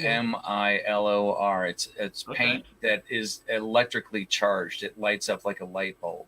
Oh, you were telling I've me heard about this. that. Yeah, I've heard about Lumilor. that. Yeah. Yeah, I So got you to can meet run those electricity guys. through it, and it'll just You glow. run electricity. Yeah, I met these guys in Ohio. I talked to them. I had to sign a DNR. They're showing me like, yeah, we mix it up in this, and it was like a blender.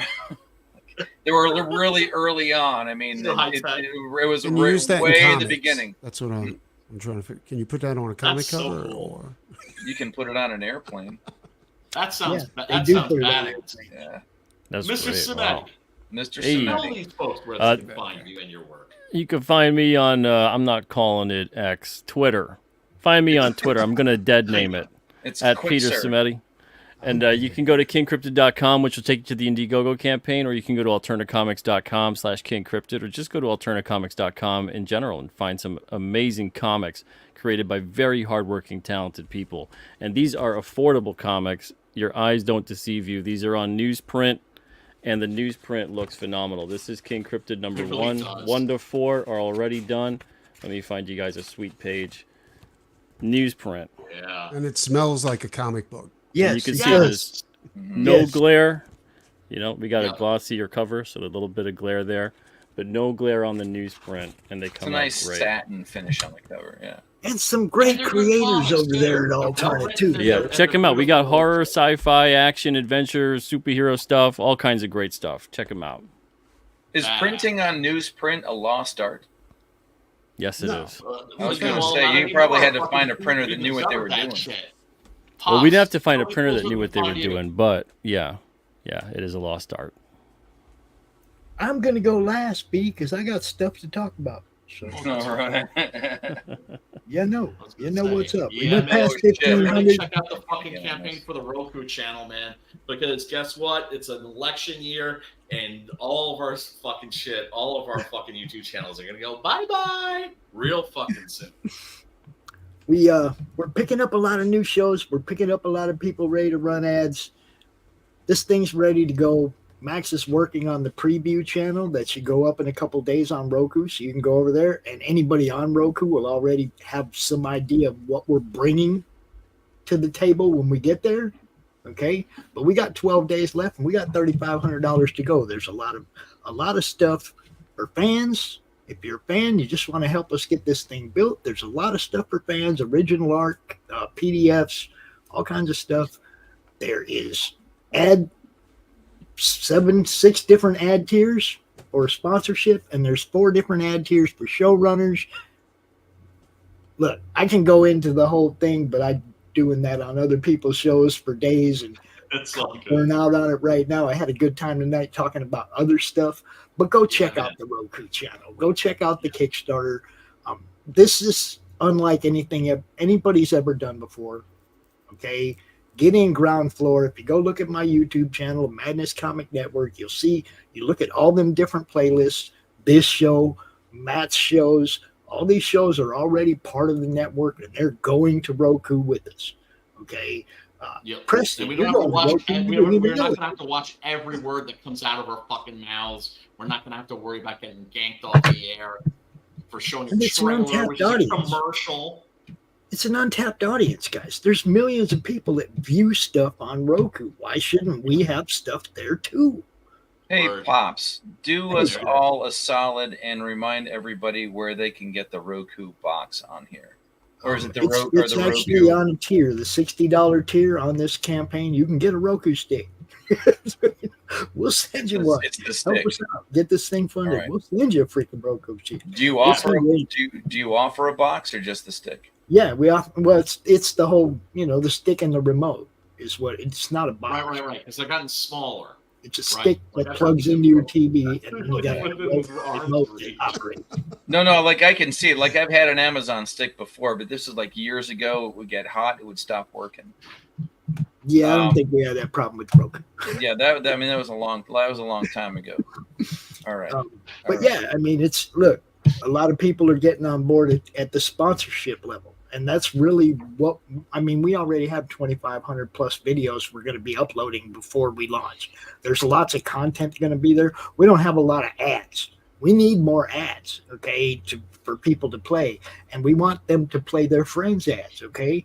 I want Brian's ad to play when Matt's doing his show. I want you guys to all pick each other up and play each other's ads. Like I'm going to play some ads when we finish this show right now, right? Because I always play people's ads because I love you guys and I want your stuff to be seen. We got new I stuff. want my friend's stuff to be seen. That's the thing. Yeah. Rising tide lifts all boats, And So Brian's show over there, and Brian will have he'll be able to go through our ad library and say, I want that guy's ad on my show. I want that guy's ad on my show. And we'll put those guys' ads on his show wherever he wants. If he just wants them at the end and he wants his show to run clean all the way through with no ad interruptions, we'll put the ads at the end. However you guys want your shows to run on Roku, that's how we will do it. Okay, the whole thing is user friendly. Okay, that's the whole point of this, is to make it user friendly for you guys. No thresholds for monetization, no amount of subscribers you have to reach or watch hours. Your shows, somebody watches it, you get half of the ad revenue generated by Roku the first time and every time somebody watches one of your There's gonna be shows. something on there for everybody. So it's like if you don't like the horror movie club, there's gonna be something else on there. Oh, dude, there is so much. There's so much. I'm the looking new shows forward- coming in. We got I'm a guy. looking forward for you to send me that Roku stick, because this old Apple TV down here in the man cave isn't doing too good. So I just picked that up. So We're really picking up people from places I didn't expect. We got a guy out of Arizona called SK Hobbies, and he's bringing his RC car building show to the network, where they do that's awesome. ground up RC car builds and boats and stuff. Like even the 3D printing the boat holes and everything, right? His shows are cool. Look, I've been watching And a the lot show of after different that is the stuff. RC car demolition derby show. Well, Yeah, this dude yesterday was like just doing like long jumps and stuff, and the car's getting up in the air and it's going like this and hitting and bouncing, and it's like, but it's entertaining. Okay, Yeah. They do the whole build from the ground up, and then they go out and run them to death. It's freaking awesome, right? That's bad. So he's bringing his show in. We just picked up another backer. Thank you very much. I don't know who you are, but It was me. cool. Look, we got You ads. gotta send me that stick. We got comics. I know that sounds weird, Pops. I really want your stick. We have we got the biggest PDF bundle on any Kickstarter campaign available right now. You get 37 PDFs for $90. 37. Okay, the biggest bundle, but they're also all broken down into PDF bundles of the publisher. So you can get Brian's first trade paperback of 1 through 6 of Six Gun Gorilla. You can get the whole first trade paperback on this campaign, $30. We're not selling comics. That's to my own horn or virtue signal here. But Pops was like, "How about issues 1 through 3?" I was like, "Fuck that! How about issues 1 through 6?" He did that, and I Brian, appreciate you everybody don't know that's how to release donated stuff like that to help us get funded, because that's what it is. Okay, you're giving us the money to help us fund this thing, and we're going to give you whatever you want off that list in return. There's a big list of stuff. There's original art. There's sketch cards. If you buy a piece of original art, you get a PDF bundle of your choice with it. If you buy a sketch card, you get a PDF with it. There's a referral program. If you bring somebody's show to the network through this campaign, you get a free 3-month ad next year at any point. Like if you're running a campaign or whatever, we'll run the ad while your campaign's running. whatever. Dude, look, this thing is for us, guys. We're building it for us. Word. We're hitting an untapped audience. There's like 2 comic shows on Roku, and they're once a week shows. We're going to drop in there on the first of the year with 3,000 different videos, 50 different playlists for them to watch on a view on demand type platform like Netflix. Yeah, baby. You know, I mean, we're going to blow it up. And for those of you who don't know, Max Devill, the guy who's developing this, he's the guy who developed the original Roku Grindhouse channel. Yeah, that's right. Okay, it was the most successful Roku channel of its time when he got like corkscrewed. But that's a story for him to tell. It's funny because he told this story the other day, and I said, "How are we going to avoid that happening to us?" And he said, "We're going to do this." And I was like, "Okay, as long as you figured that problem out, because wouldn't do good for us to go build this and have them do the same thing to this one they did." You know what I mean? But that's the thing. That's why you need pioneers, guys like Ken, guys like Pete, people to go out and do shit, and then make the mistakes that everybody else can learn from. Do shit. And really, it was Hart and Max that really talking to them about the American Horror Channel and the fact that Max built that and so on is really how this came about, the idea to run the beta test on YouTube. You know, I invited everybody to bring their shows to my YouTube channel. You can see who did. The playlists are all there, okay? But that was an open invite to everybody. And those people all got in on this free. Now, if you want to get in on this and join this too, it costs a little bit, but not much. Not much in the grand scheme of things. There's no way any of us are ever going to go to Roku and get your show on there for $25. Ever. There's no way this is going to happen. This is the only time we're going to get this opportunity, guys. You know? I mean, take advantage of that shit, folks. Go click on the link, find the tier. That's good for you. And back this shit because, well, what can I say? We're building something here. Yeah, if we don't do it, who else is building? Look, there's Bill Moss art, there's Jim O'Reilly art, there's Corey Barton art, there's some killer art available on this campaign. Go get it. There's some intimidating art. Yeah, some cool shit. Anyway, folks, thank you so much for tuning in. We really do appreciate you. Smash that like button and ring a ding ding dong the bell for notifications and subscribe and all that other happy shit. And Pops is going to see us out. Pete, once again, thank you so much for hanging out. We do appreciate No problem. you. Thank you for having me. And, good time, guys. Good time. 3 hours. Damn. Next week. I know. Peace, love, and metal.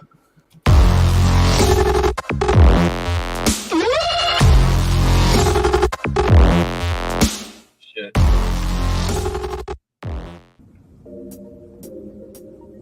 Oh man, I wish I could find a way to better advertise Apothic Press. Just back it already. Whoa, Crom, what are you doing here? What's this? The Madness Roku Network. Sponsorship. 1 month of playing your 30-second ad on the network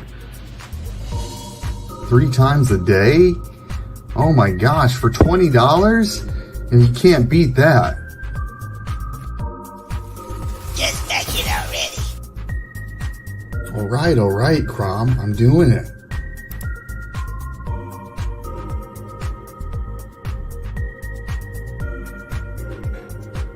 Awesome.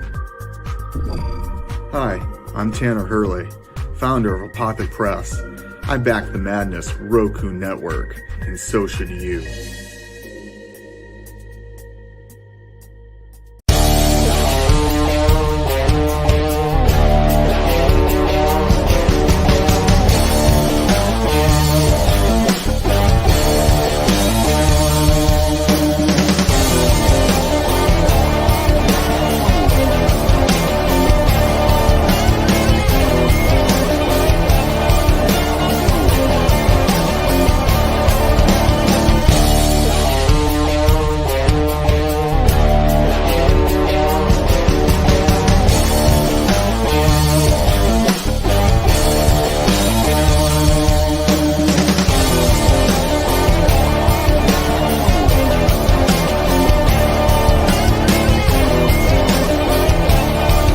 Madness Entertainment Group presents the Madness Comic Network with original programming and additional comic-related content.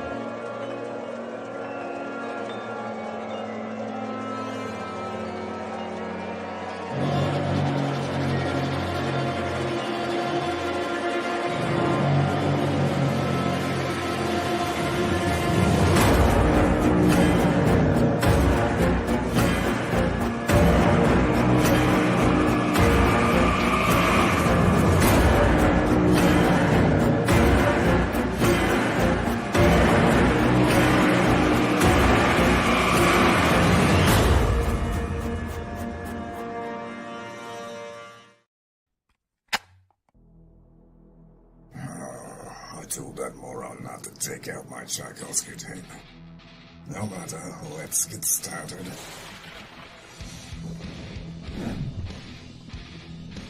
Here we are, Nancy Moon.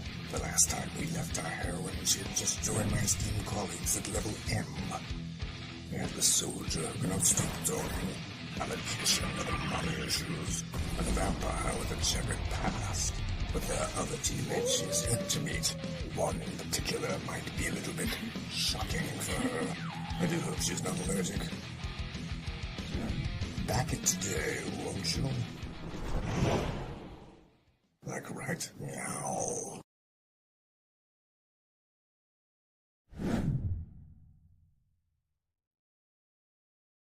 The Civil War was America's bloodiest conflict. Over 500,000 died to preserve national unity.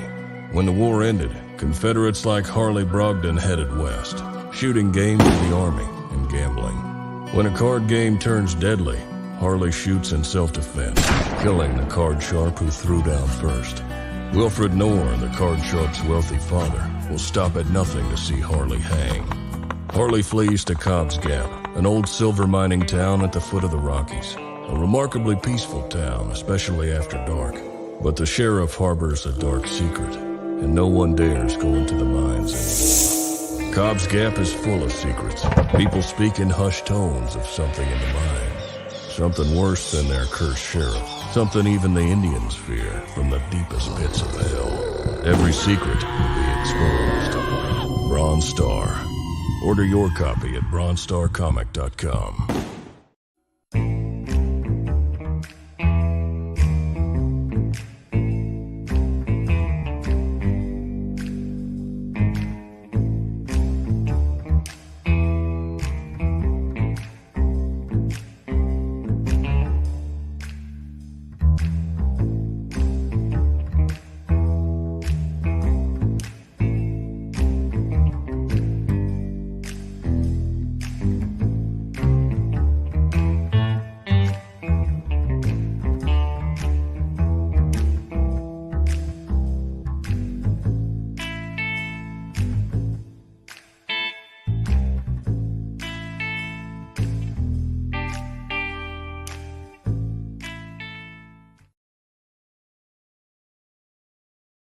Okay, who's this other guy? You gotta introduce this other guy now. Who? Rick. Oh. Rick? You know what's funny about Rick? Rick is almost as much as Carissa, but he only Carissa's launch party. You gotta get to actually.